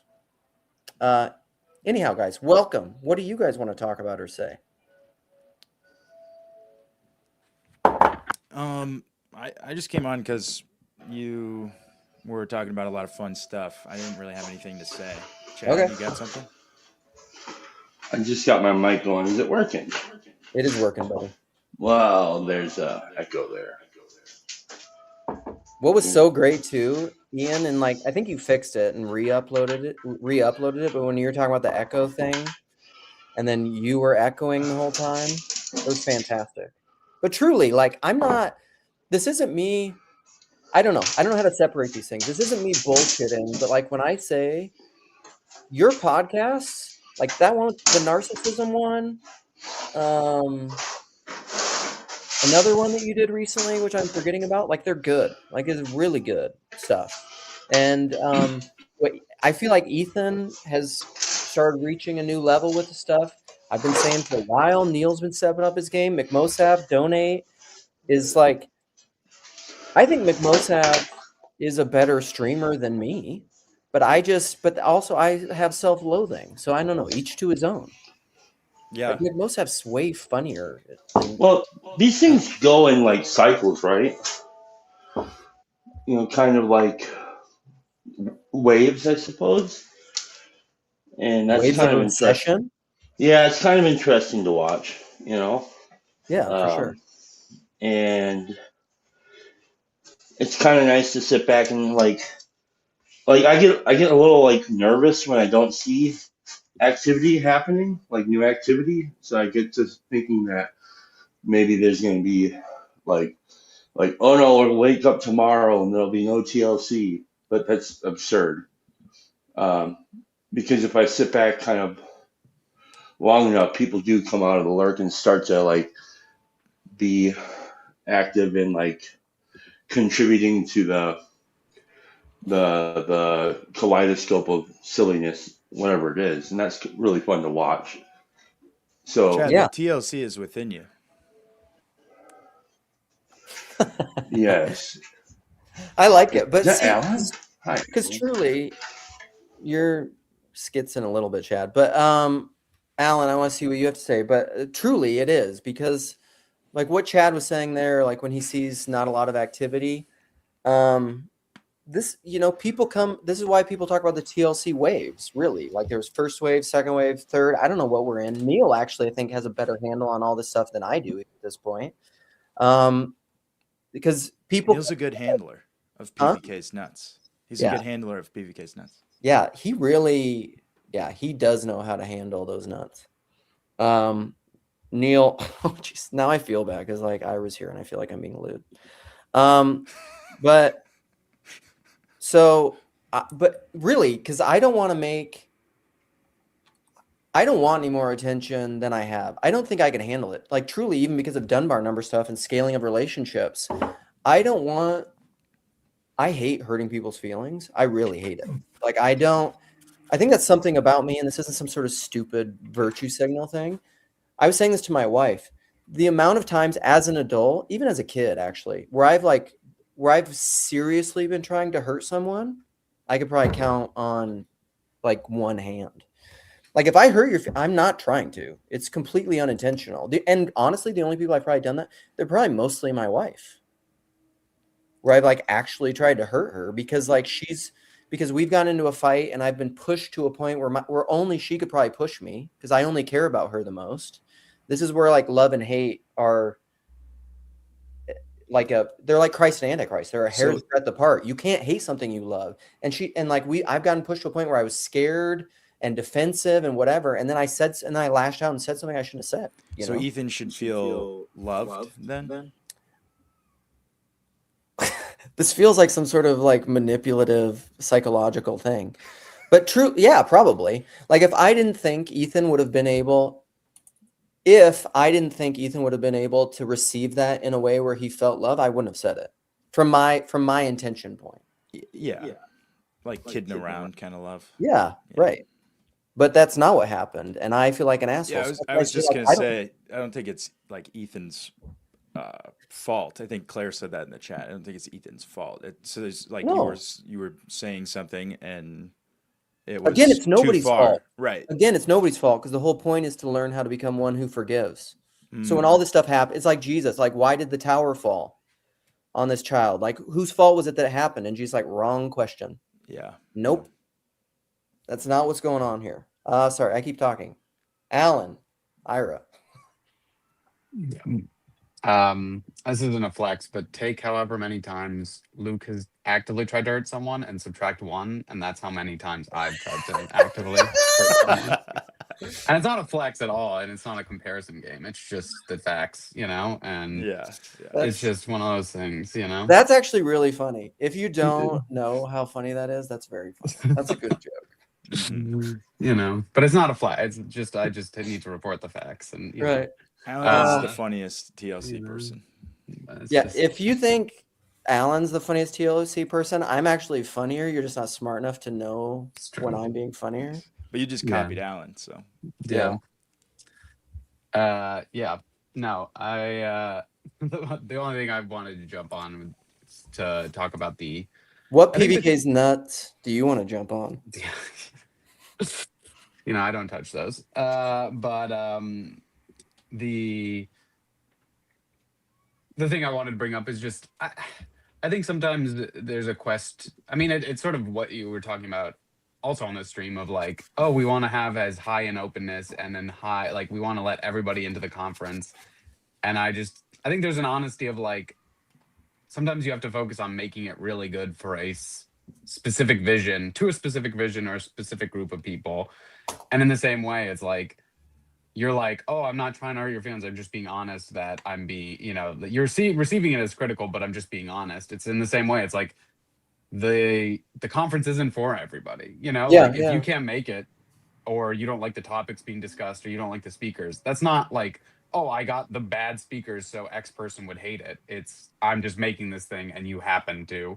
So I also think sometimes there's a sort of almost false humility of like, well, I'm already going to spend $500 flying there, and I'm already going to spend X number of dollars lodging. So the difference between a $100 or $200 ticket and a $150 ticket is sort of negligible, And I remember one time me and my girlfriend drove up to from DC to New York City to go see a play, and we stayed in a hotel, blah, blah, did all that stuff.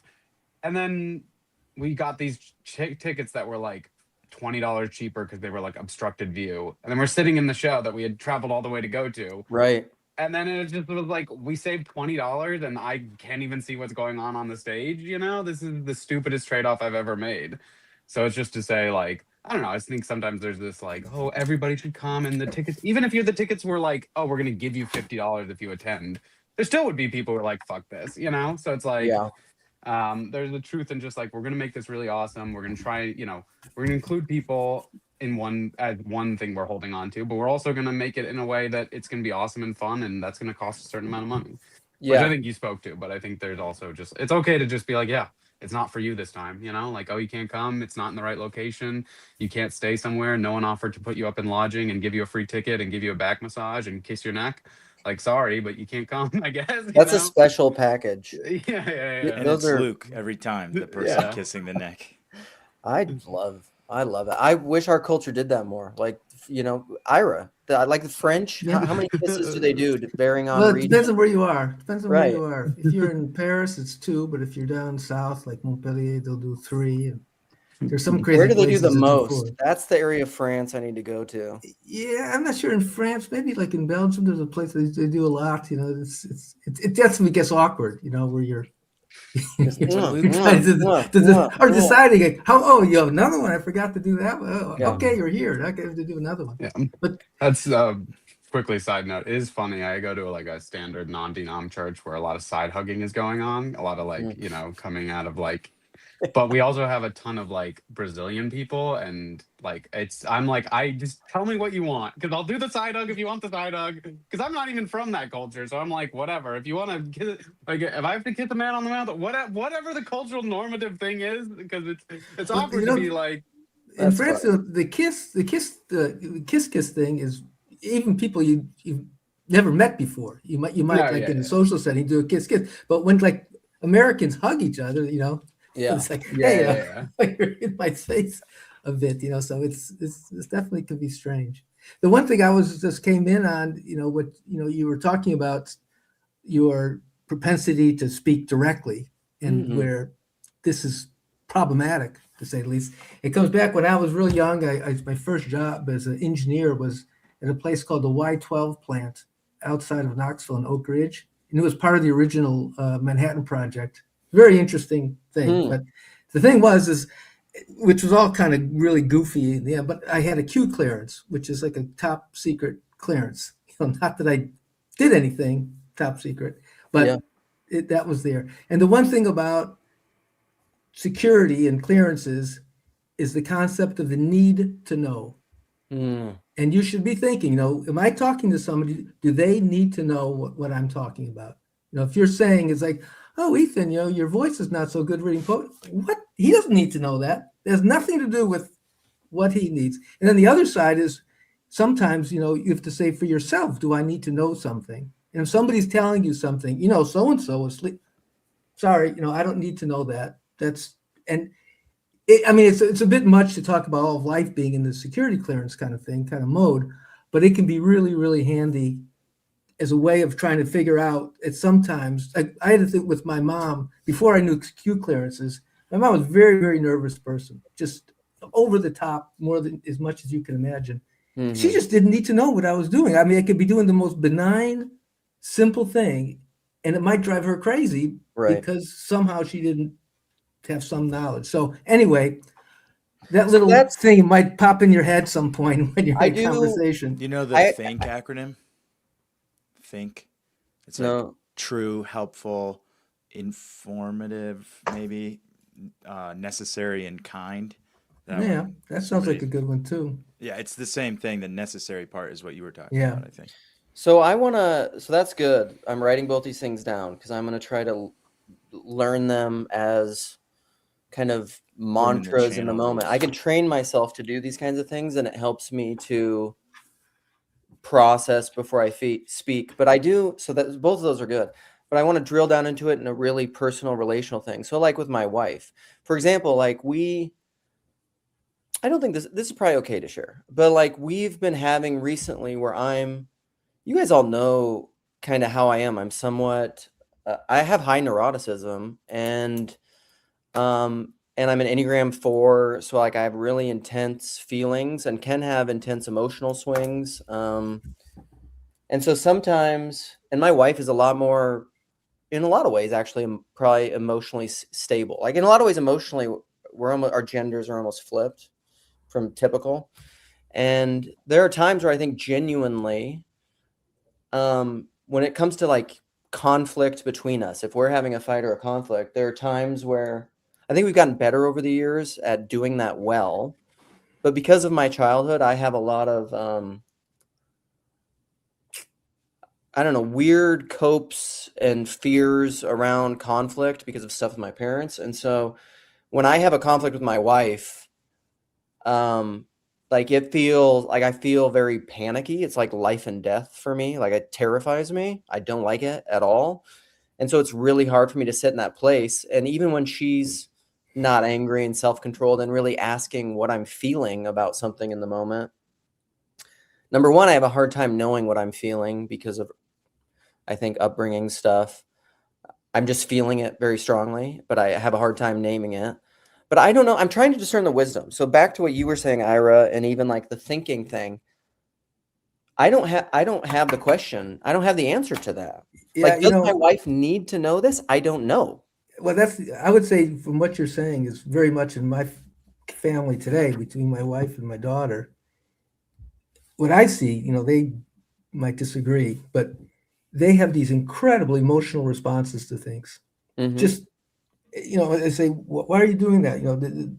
That's not appropriate or not necessary. You're not even correct about what you're thinking. But it's like not thinking in the sense of that part of the brain, the consciousness. It's just an explosion. And, from my perspective, it's just, okay, try to tamp it down. The volcano is going to go down and then we'll be back. And certainly not to take those things personally, it's like you're saying about the forgiveness and everything else. And I don't know what the solution to that kind of a problem is. I would call it a problem. I try to talk to my daughter, but look how emotionally you respond to this. It's so strong. It's tough for you. Right. When you learn, like, hey, you had a little problem, you can get over it. You had a fight with your friend, it'll come back. Life's much, much better. But it's not like her choice at the moment. I assume there's some techniques of, I don't know, meditation, other things that could help. Maybe prayer about that kind of thing could help. Just concentrating on that one particular issue. But I can, from my experience within my family, I know what you're saying is a problem, or can be, and it's painful. I think for the. Yeah, it's hard for both because that's my discernment. It's not like. Because I think somewhat the mind control that I grew up in was like romantic comedy, psychology, the therapeutic world, and like the idea from some like the women's side of the algorithm and even the man side is, let's just talk about all this stuff. Let's go to therapy. Yeah. Let's share all of our feelings. And I'm like, I don't know that's. Yeah. I don't know that's true. That's the need to know. Yeah. You know that.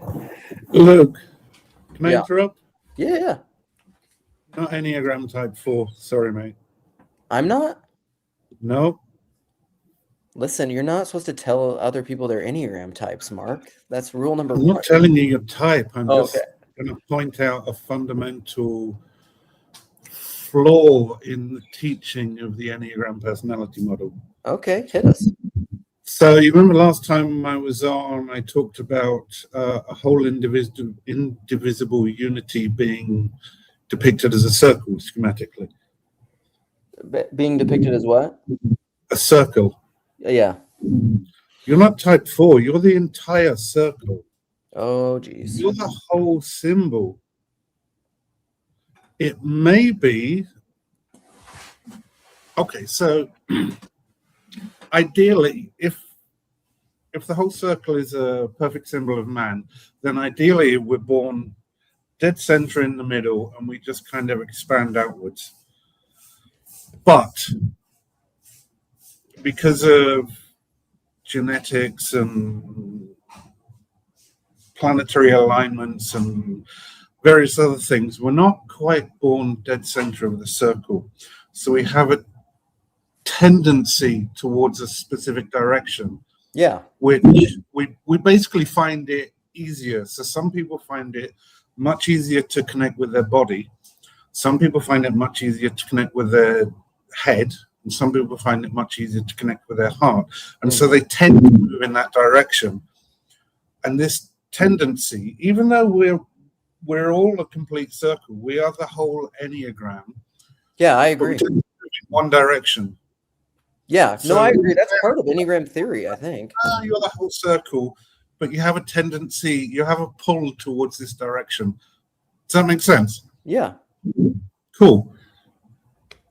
Yeah, no, I think it does. Like it's and that's even, again, that's like even another level of identity, which I didn't play, or did I play part of that linguistic clip? But anything like that's, Rod Hare is always one of the reasons he doesn't like labels, which I get, I understand, is that you can take a label and it becomes a monolith. It becomes the whole thing. You can do that with Enneagram. You can do that with Myers-Briggs. You can do that with your being a father, whatever. My wife and I were just talking about that because I don't know if you guys know. Do you guys know who James Vanderbeek is? He was on like Dawson's Creek, actor guy, whatever. But he recently died of cancer and he had been fighting it for a long time.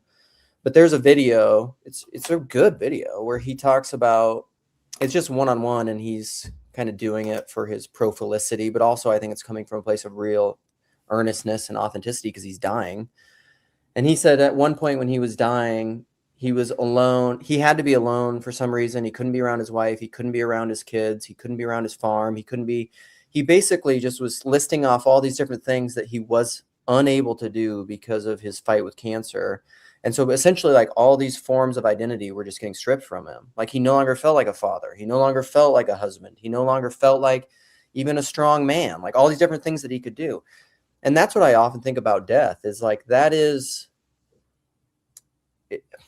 that's a lot of what I think what Christ has done in the transformation of death and resurrection is like the gift of it is like all those minor forms of identity that you can go, that the tendency of the ego can go to latch onto for security and absolutizing, like they're going away.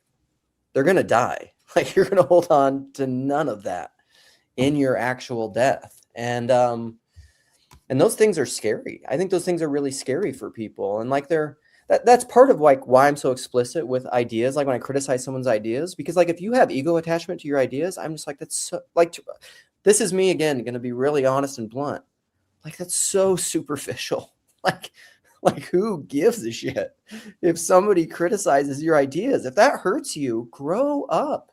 Like, and I mean that in love, like seriously, it's not, as the kids say, it's not that deep. Like if you are hurt when someone criticizes your ideas, and listen, I'm sure I do it too, because I'm not perfect, because that's my own disintegration between like me knowing that and like feeling that. Look, you're talking like a Gen Xer now. Huh? You're talking like a Gen Xer now. Listen, as my daughter likes to be annoyed by, I'm an elder millennial. Okay, so I'm close. Al, do you have stuff to say? I haven't seen you in a while, man. You're that's what I'm saying, OG. Yeah, no, honestly, if you want to talk about linguistic relativity, because that's, oh, no, you're not going to see it because of my stupid, I hate this technology. Anyways, I love that podcast. I actually picked up his book, I'll Go Speak, at the library by accident. I was just, wow, that's definitely up. I actually cruise the library of the sections that I prefer to read, right? And I liked it so much, I actually have the audiobook too. I'm about to listen to it again. But just to boil down this whole idea, it's called linguistic relativity. It's called the Sapir-Whorf hypothesis. So it's this idea that we shape language, but in turn, the language shapes us. So do you do it consciously or unconsciously? So what I quote is honestly a book just published a couple of years ago by a psychiatrist. It's called the Psychology of Totalitarianism. And the quote goes, identity are the stories other people tell that you try to live out, maybe. Myth are the stories that you tell or you embody and live. So you understand the difference? because that's what identity is. It's a mixture of all these tiny things together. But if you attach to one too much, that's when it all breaks down. Right? That's the German word Gestalt. Yeah, no, that's super good. Just to tag on the end of that, like that's what I was talking about before, and what Adam's Fall is talking about with his integrated theism idea is the unity of all the different aspects of your identity is your Whitestone name, is Christ in me. It is your true name. That's what that is. That's also and that's what that prophilicity. You mentioned prophilicity. Yeah, that's when you don't embody it authentically. You see the difference? Or integrity, perhaps. Yeah. Yeah. Yes. Okay. Ian. Sorry. I just Go want to comment quick, Ian. on And what then Al said. That that's really interesting to me, and I've been thinking about like the two poles of like heaven and earth, and so it seems to me like the myth would be the heaven angle on that, and then the earth would be the identity that you receive from the people in your culture, and there is ideally some overlap, like you bringing the myth, embodying the myth in your culture, and then it's making me think about like Maps of Meaning, Peterson stuff, where he says like you have to first embody your culture. I think it's 12 Rules of Life too. You first embody the expectations of your culture, and then you exceed them. But without embodying your culture's expectations, you can't. Basically, you couldn't be in relationship with them, and no man is the an island, that balance sort of thing. always. Yeah. Always the balance. It's crazy. yeah, that makes sense. I mean, you have to be initiated into something. I mean, that's part of the spiral. Like Rogan will talk about that with martial arts. It's embedded in the trivium in classical education. Is like you have to learn the rules before you can then break the rules and transcend the rules and write poetry. I mean, it's like and that I think that applies to what you were saying about the Gestalt or like the unity Almighty Om too. It's like, you know, we are encountered by the surface, and then kind of you have to like go beyond that, like to see the, you know, but then how to not get stuck seeing. I don't know. Do you think there's such a thing where you could get stuck seeing the Gestalt, like in a way? Because the way I think about this is in Lucifer Ahriman terms, you know, and that the balance is like where we're perceiving the kind of cultural meaning, but then also like the kind of spiritual, personal meaning to us, like how it personally is meaningful to us. And I don't know. There's something. I don't know. It's so cool how this stuff maps to all that stuff about balance, you know. I think that's what Ian McGilchrist is circling too. Yeah. Sorry. In that podcast on Modern Wisdom, the guy was talking about Umfeld. He said it's the only word he has tattooed on his body. It's the personal perspective on your map, how it fits what you guys have been talking about, the Gödel incompleteness idea, where the map begins to fail. I love how you brought that in. Yes, that episode is well worth listening to. Yes, sir. Yeah, like how we need maps, but we always have to be able to see past the map or something. Yep. Yeah, well, no, it's constantly writing the map. What I liken it to is, you know, Theseus's ship, you know, that idea of when is it no longer Theseus' ship because at every port they're rebuilding something. I liken it to the modern idea that we're all building the plane while we're in flight, right? So it's Nietzsche's idea that we're always creating. That's what the Gestalt means. It also means creation, right? And so this idea that make your greatest creation yourself. So this idea that, and this is where it all ties in, because you can't be interacting with other people who are fake, this prophilicity, because then what are you iterating? Fake. So it's this idea of I and thou. That's the deeper resonance of Buber's I and thou, is that you have to find out who your authentic self is, or try to, but you have to do that in congress with others. And if everyone's just personas, we're just lost. Yeah, that's very. So where does God's image come in? I mean, to me, that's the whole thing that we're talking about, because God's image is that both and thing, is the non-colonizing unity of Christ in me. That's what that is. And I think that's what Northrop Frye was trying to get to in his The Great Code. He was trying to, and in fact, what I liken it to is I point to Vivek Ramaswamy and Jordan Peterson sit down to talk about God. It's literally the problem. Right, Vivek's talking about Ishwara, and Peterson, maybe he's talking about Christ. We don't know for sure, but it's this shared resonance we're trying to find. You get what I mean? Mm-hmm. Yeah. Well, I mean, there's no way to communicate with any. That's one of my Lukeisms is non-talking talking. When there's no resonance with the person you're talking with, It's just you're noise. not talking. Symbols. Yep. Clanging of empty symbols. Yes, Yes. sir. That's the Bible again. Why I argue, even if you're not Christian, you need to read the Bible, because this is why Jung came back to Christianity, because everything was based on that archetype. You know what I mean? Mr. Ohm, I don't know what to call you. Al? Al is fine, yeah.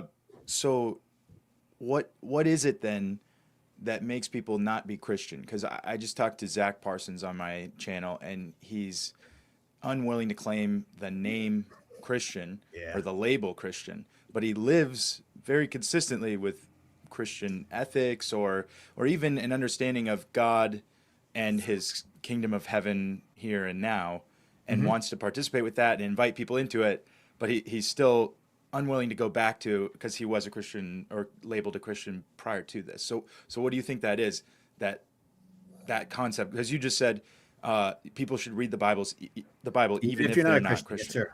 Absolutely. Well, honestly, the example I give, I just watched an awesome video this morning talking about the importance of the Bhagavad Gita on the transcendental movement. Okay, so it's weird that, I'll give you an example. There's a Canadian recent convert to Catholicism. Don't hold it against him. But he did a video. I know, I'm just kidding. He did a video on yoga, how it's a danger for a Christian to. No, come on. Swami Vivekananda came all the way from India and said, he was surprised by the ignorance that people had, not only for other people's traditions, but for their own, right? Yeah. So honestly, okay, so your question, honestly, I think it has to do with more just being open to nuance. Honestly, I think that's why more people aren't Christian. You know why? I think personally, it's because of so much toxicity that's attached to it. Right, you're with us or against us. This is what Emerson was actually excommunicated, because he argued, why do I have to go to a brick and mortar building to commune, right? Two or more gather in fellowship. Yeah, that's what we. Yeah. Yeah. So I argue I call it engagement with care. That's what's missing. That's what's missing, right? Like, we're all struggling in our fake personas. You know what I mean? But if we're trying to figure out what's real together, that engagement with care. And I think that's what's missing. So if Christians were to boil it down, I personally think the label of, what do you mean by Christian? Maybe that's what Peterson was asking. What do you mean by Christian? You know what I mean? Like, yeah, like, honestly, in Discord, no one would call me a Christian, but like you said, there's nothing in there I really disagree with. I just am open to talking about certain nuances. You get what I mean? And that tends to excommunicate. You get what I mean? Yeah, and I think it's appropriate that this is where we got to on Luke's channel, because he'll say, like, does it mean that you're a Christian if you just confess the creed? And I think that to some extent, yes, which is why people throw the labels off. They're like, well, then I'm not a Christian because I don't want to confess a creed. I want to discuss the nuances of this creed, or it's maybe a different level or register. I'm a big fan of like the mystical kind of approach where it's like that, I don't know, in Steiner's cosmology, it's that like the Christ was moving through history and evolution and like was participating in our ability to like speak and stand up and like stuff and think and stuff like that, such that like even just to be able to speak, like we're like that we are just Christian by nature or something, and I really like that idea of Christianity as a mystical fact. And it kind of fits with like the way that Peugeot talks about symbolism and stuff. Like, I feel like that is much more accessible to people nowadays. Like when you just not totally remove it from the institutional, because I still think there should be churches and people should go to churches and stuff. But it's like to talk about how it's just kind of the nature of reality or something. And 100%. Yeah. Luke and I talked about this episode coming Monday.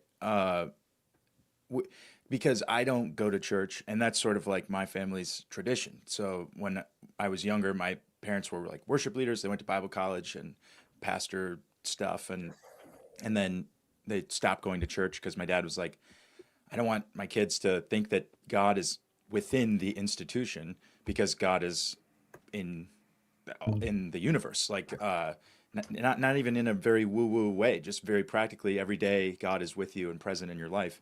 And so, but then there's this weird dissonance of authority. Luke and I got into spiritual authority and connecting with people that way, because the labels of those terms, like pastor, leader, of like church leaders, that's all within the institution. So then you're out and about on the street in your everyday life, and nobody's like, I want to spiritually shepherd you, you know, or they're not being very overt in their language. But I wanted to say that, like, it's interesting to me how you describe it being reality, but then I think Christians are the ones that have the hardest time.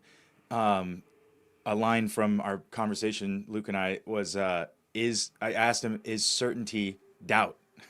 Because I was like, people are so committed to protecting their certainty that it seems like it's motivated by that doubt.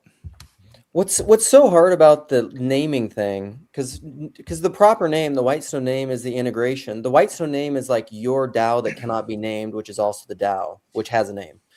So like if something is the unity of every single aspect of your identity, how do you name it, including the label of the maps of what you like Christian? Because like what Christian is, this is why Jordan Hall, why I love his idea of Christian identity, is the identity of identity and non-identity.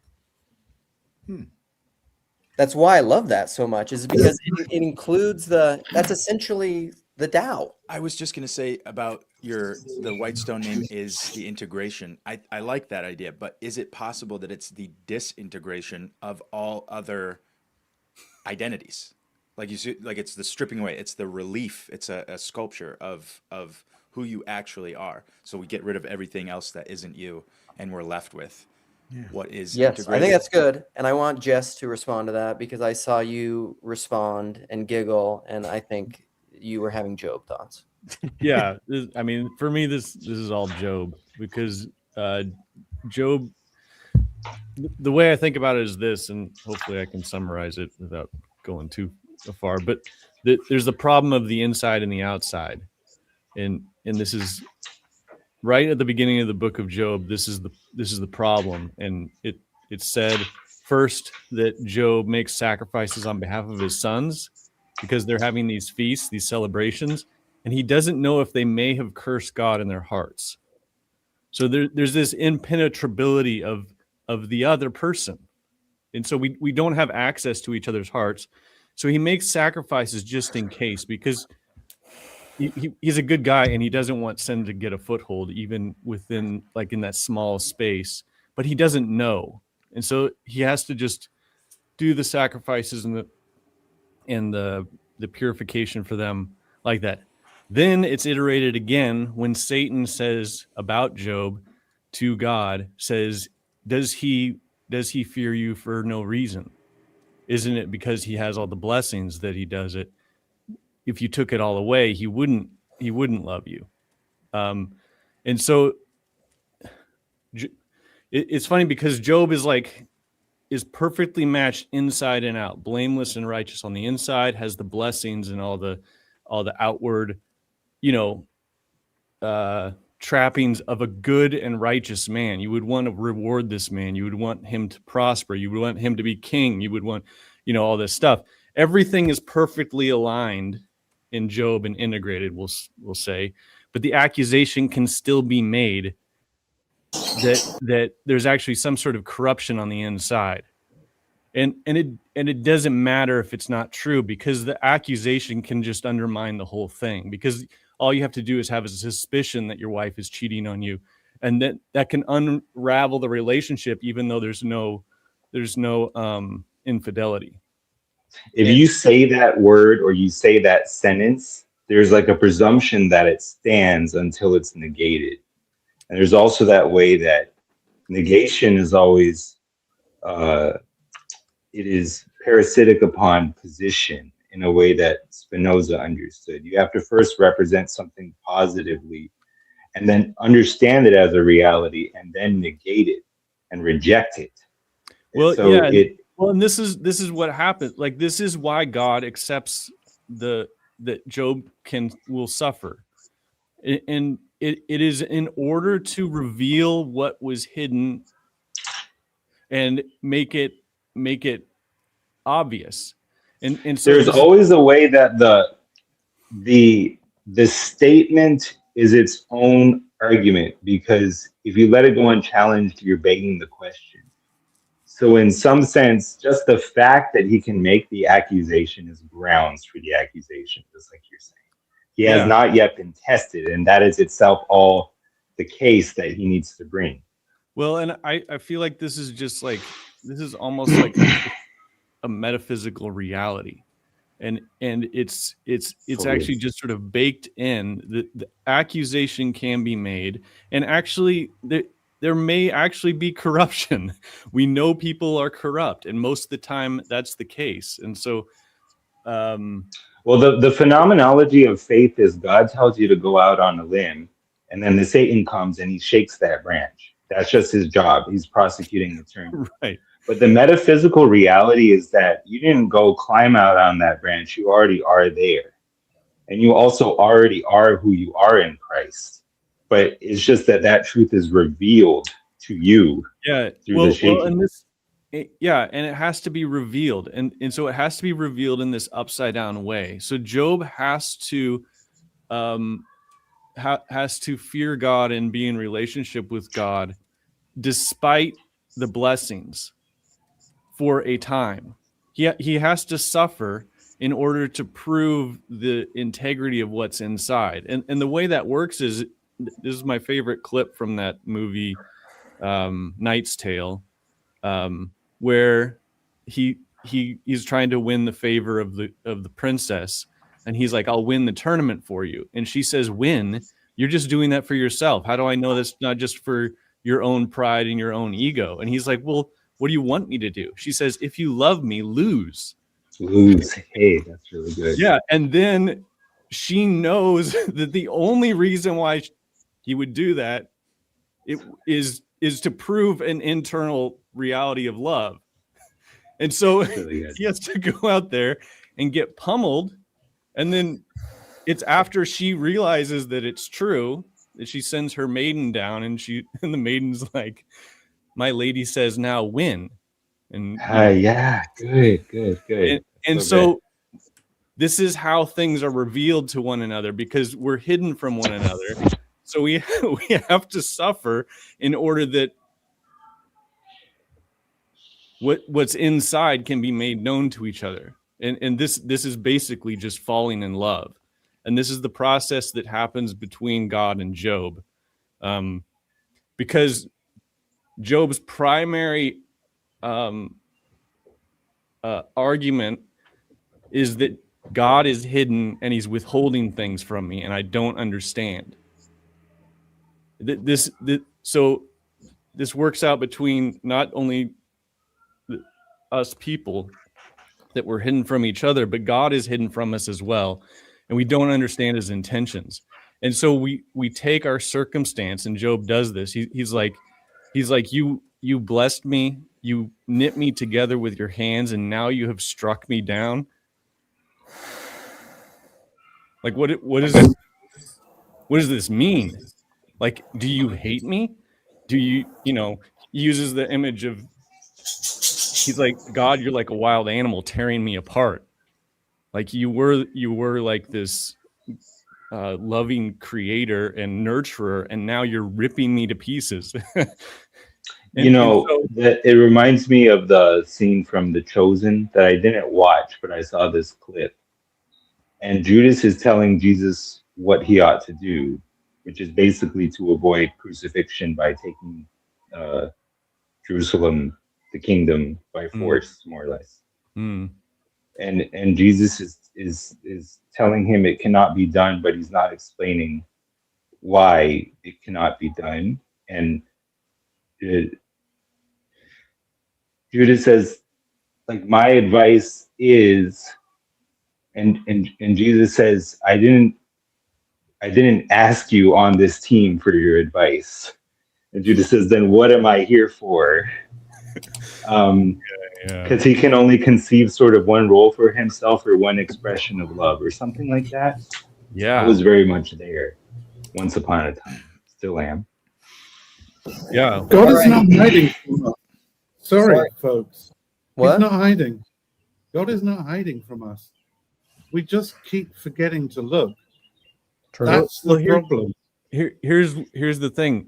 Job wants an explanation. He wants basically a discovery process that you like in like a lawsuit, you would have a period of discovery where everyone shares documentation in order so that both sides are able to review materials. And like, this is what Job wants. He wants discovery and unveiling of information in order so that he could just have, like, he's even like, if I'm a sinner, just tell me. Like, he's like, I don't even care if I'm a good man or a bad man, just like, let me know what the reason is. And G.K. Chesterton has this brilliant insight is in his essay on Job, where he says that God is almost to the point of violence to the idea that any of this could be explained. See, the thing is, we think that God has an explanation and he's withholding it from us, and he's not. There's no explanation on this level, and so but what you do get is you get a sense of awe, wonder, and you have the encounter with God. It reminds me of when Thomas says, "I'm not going to believe unless I can put my hand in the womb." And he says that when the doors are locked and he does not believe Jesus is there.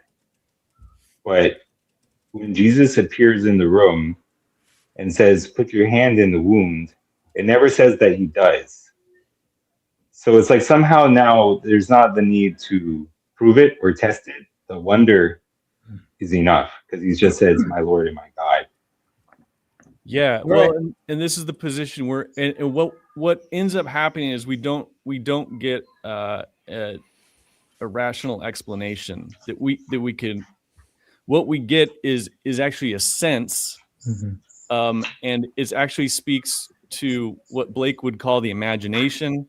I would just say, like, you could even say it's just a sense of awe and wonder. It's a sense within your like, you feel it, like.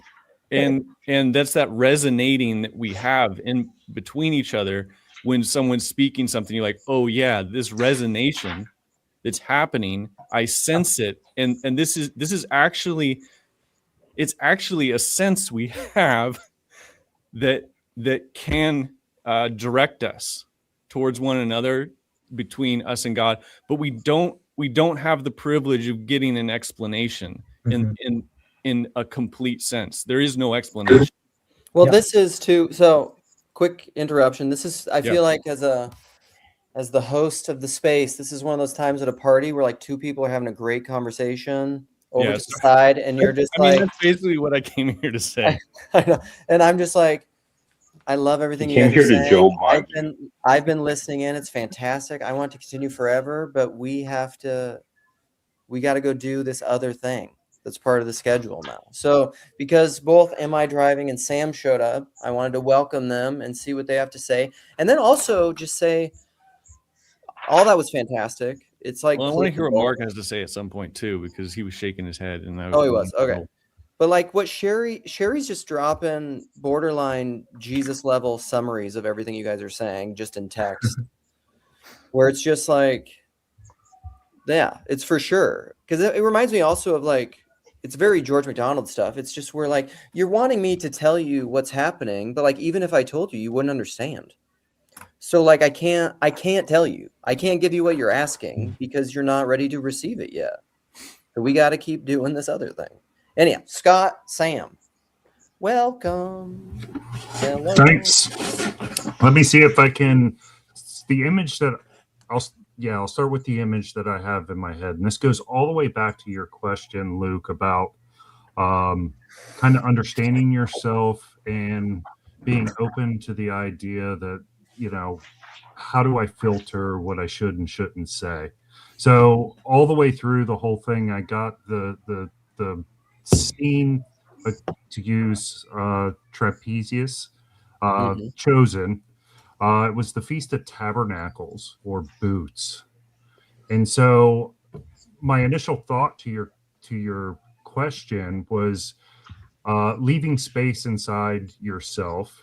So some people might say to stop and pray, or take a minute to see if it's the right time to speak.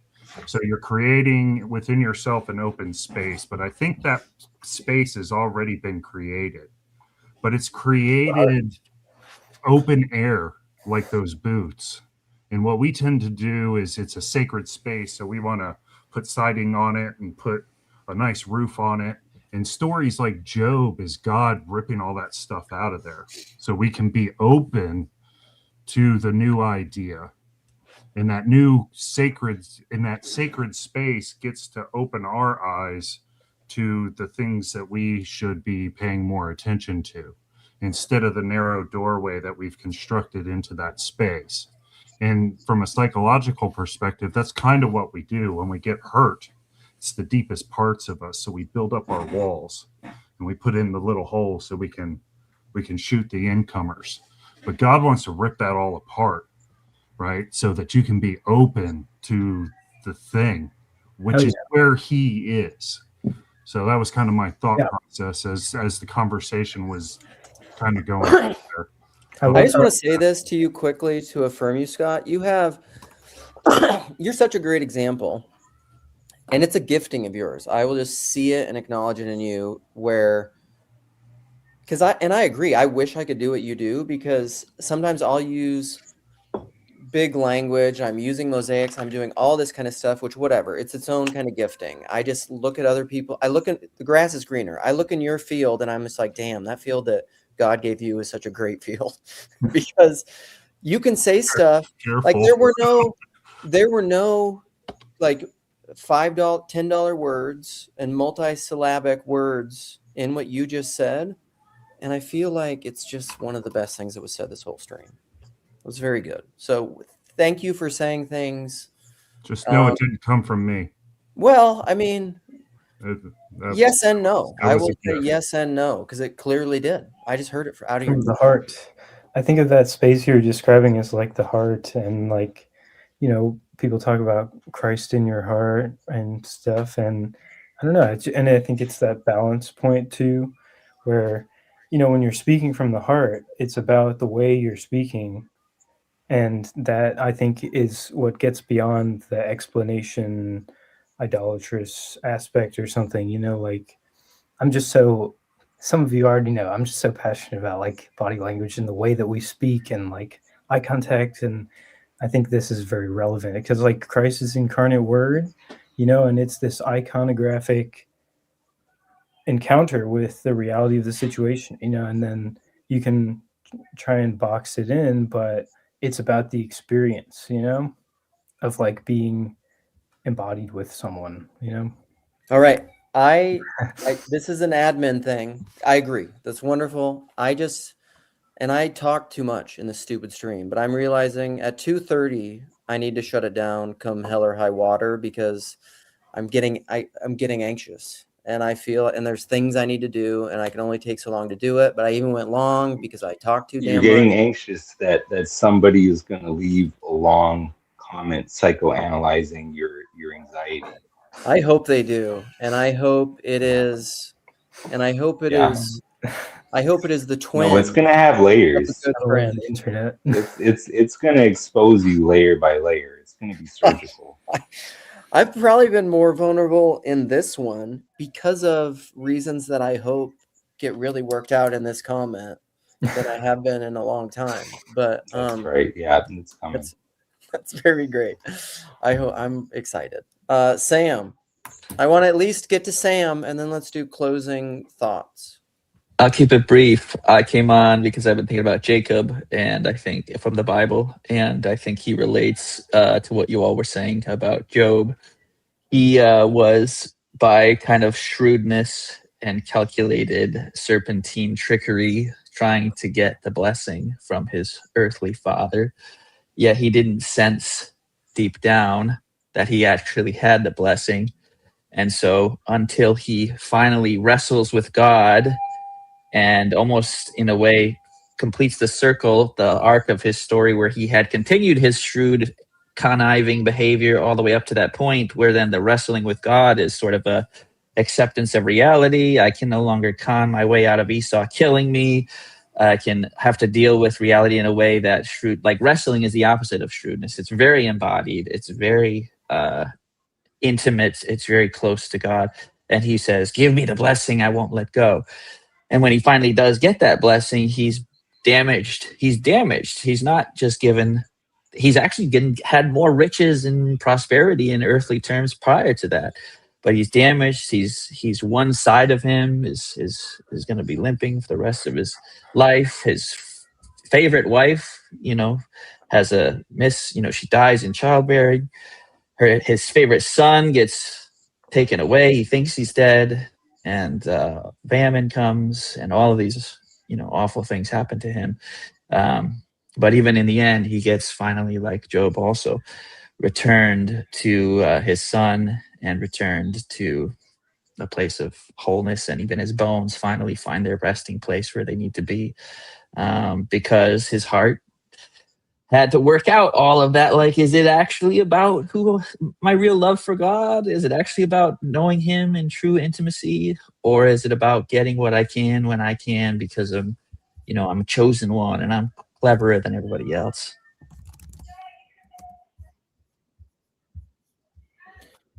Yeah, that's excellent. I was just thinking what came to mind was Psalm 51, that phrase, just like, let the bones that you've broken rejoice. David, says the same thing after his whole thing.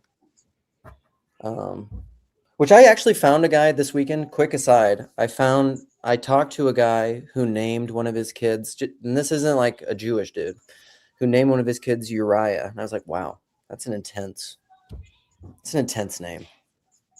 All right. Should we go around? Let's do it. Never mind. I'm asking for opinions. We don't need opinions. We got efficiency. We got leadership. We got authority. Let's go around and do final words. Let's start with Ian, since that's how it works for me. All right. Comments, if you pull them in order. Knowledge gets understanding. She's talking about Job. He wants knowledge from God, but he gets understanding instead. Knowledge, I don't know quite how to define it for my analogy, but I think we understand a little bit of what that means. And then understanding is a position of humility. It's a location. God locates Job where he actually is. So this removal of what is not able to be integrated into his identity, like we were talking about earlier, a removal of precept or misconception allows Job to be fully present where he actually truly is, humility. And then she said explanations are not experienced, and that's why they're not real to you. And I want to scratch out to you and just say they're not real. An explanation is the flattening out of something, plane, right? And so you're removing the multiplanar reality of God. And so when we talk about our identity being a circle, and then the different personality descriptors being filled out on that circle, we are actually the circle. God is actually the sphere. And so that's a cool book from the 50s about the sphere coming in and we can't tell what it is. But that's multiplanar. He's existing in more dimensions than we can understand. And so we understand by existing in our little two-dimensional world, the way that he calls us and leads us to exist. And then I think maybe one day we'll get to experience more dimensions of him. That's it. Amen. Nice. Good. Thank you. Yeah, go ahead, Mark. Amen.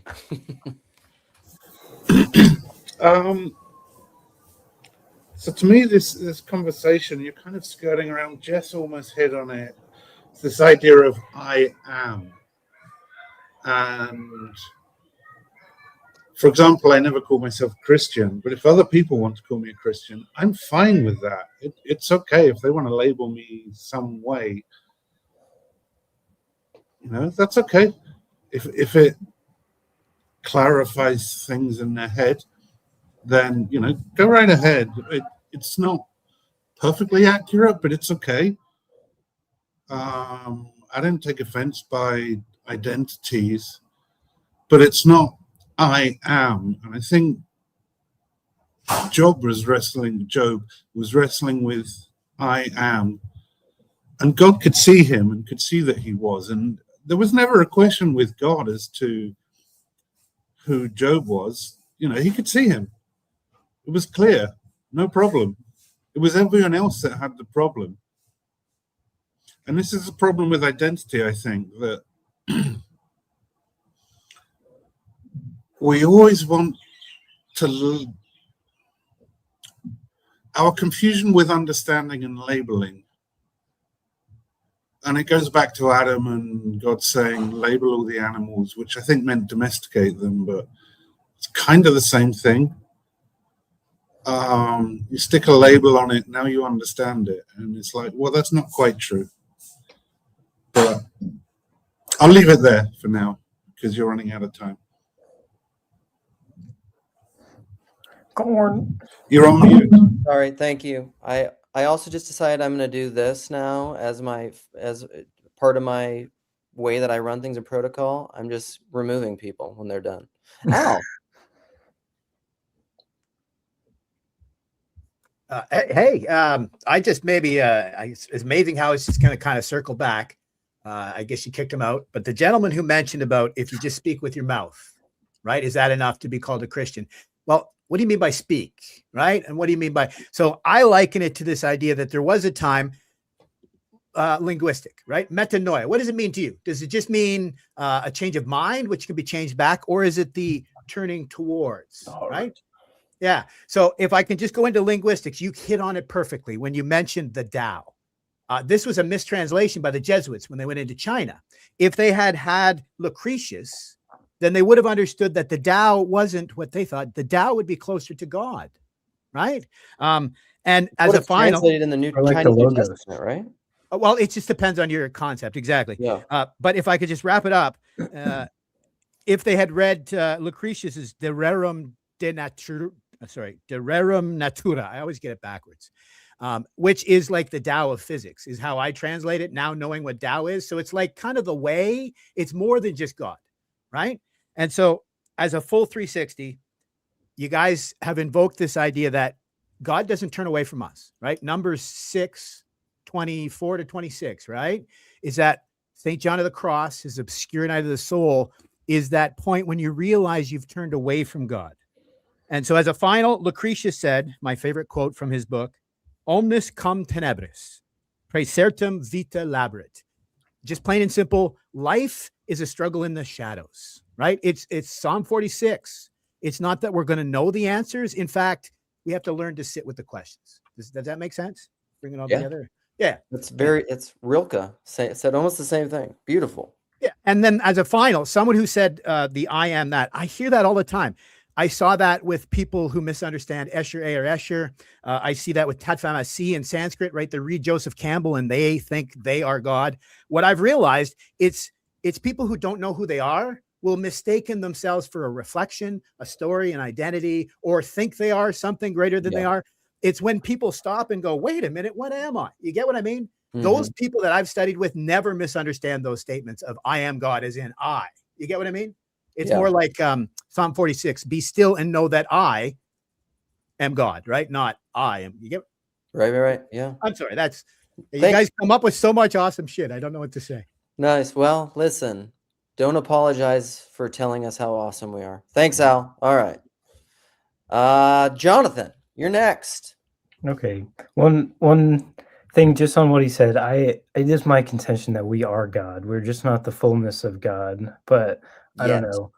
Yeah, or something. Yeah, yet or something, until these realities are joined or whatever. But that's my final word is non-English. It's a non-English word. It's a moment of silence. This is what because so much is said in the silence.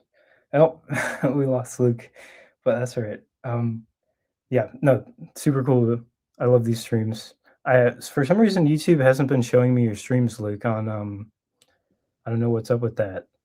I think I have to Listen, they have been shadow banned not by the deep state, but by the demons. They don't want this It truth out happens. there. Happens to the best of us. Yeah. I mean, I don't know. I don't know what's going on with it. All I can do is, I mean, that's related to a little bit of what the decentralized internet. It's kind of why that's important, because if like everything that we're doing is just feeding the 3 corporate tech giants, YouTube, Google, whatever, and there's no, it's estuary. There's no robustness there. I'm like a radical environmentalist, Joel Salatin. Like everything will die. You got to split that up. It's true. Yeah. Cool. All right. Thanks for having me Don't on. kick him yet. Don't kick him yet. He Okay. does great stuff. I'm really enjoying his stuff, and it gets very few. We don't want to see him looks. take a compliment. It's disgusting. Thank you. Appreciate you. Yeah, no, I'm really enjoying it. Keep it up. Yeah. Thank you, man. All right, now you can go. And I think this was a great stream. You hit all the points on your list. Congrats. Way to hit your goals, and look what happened. All right, that was good. Campbell. I genuinely too. Sorry, I'm tagging on to last points, but what I said, like I really mean that. I'm not just like blowing smoke up your ass, as they say, or whatever. Like you're very good at that, and even in as much as a body, the New Testament talks about this. I think that people should lean into their gifting, and I think part of discerning your gifting in a non-egoic, narcissistic way, another plug for Ian's conversation with that guy, is the body discerns gifting. We should tell each other what we're good at, and then you should lean into that. So, I mean, you're very good at saying, I think, profound things simply. Specifically within relational contexts. Like, I think you're real. That's, at least I've noticed that. So, thanks, Scott. Well, thanks. Yeah, I appreciate it. All right, see you, buddy. Just me and you. Just me and you, Sam. What do you got for us? Close us out. It's the end. I just want to say you're really good at chumming the waters, bringing out the fishies, and letting us all. Yeah, hopefully some of us are less sharky than others. Just cultivating this sort of high quality, high caliber conversation. I was thinking about that. Like, what keeps us all coming back to the Luke stream, and why did I miss it so much for the last week or two? And it's just like, obviously, your monologues are like so. It's like controversial. I love it because I'm like ADD with it. I'm just like, yeah, do that, do the weave, like the fast weave. I'm with it. But like other people are like, I gotta always talk about it.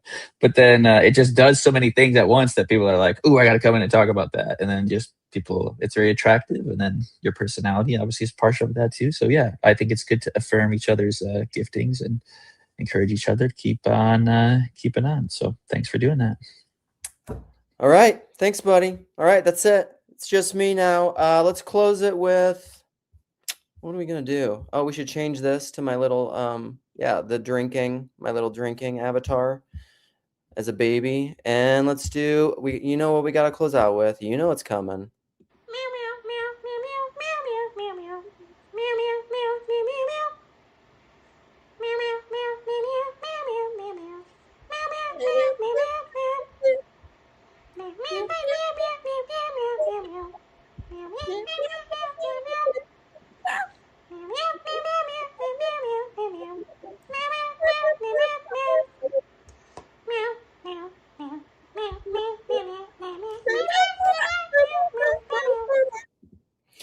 All right, that's it. Also, donate to McMosav. Do it. Give him money. Down there. Also, Alan, I appreciate that you actually responded to the Minnestuary non-conference conference and gave some insight. That's helpful. I need to go back and re-listen. If anyone else has advice or comments or thoughts, put them in the comments. I feel like there's another video I should put in the description that I referenced and forgot. Thanks for coming. It was a good time. I've missed doing this. I appreciate you all. The end. I gotta go do some work.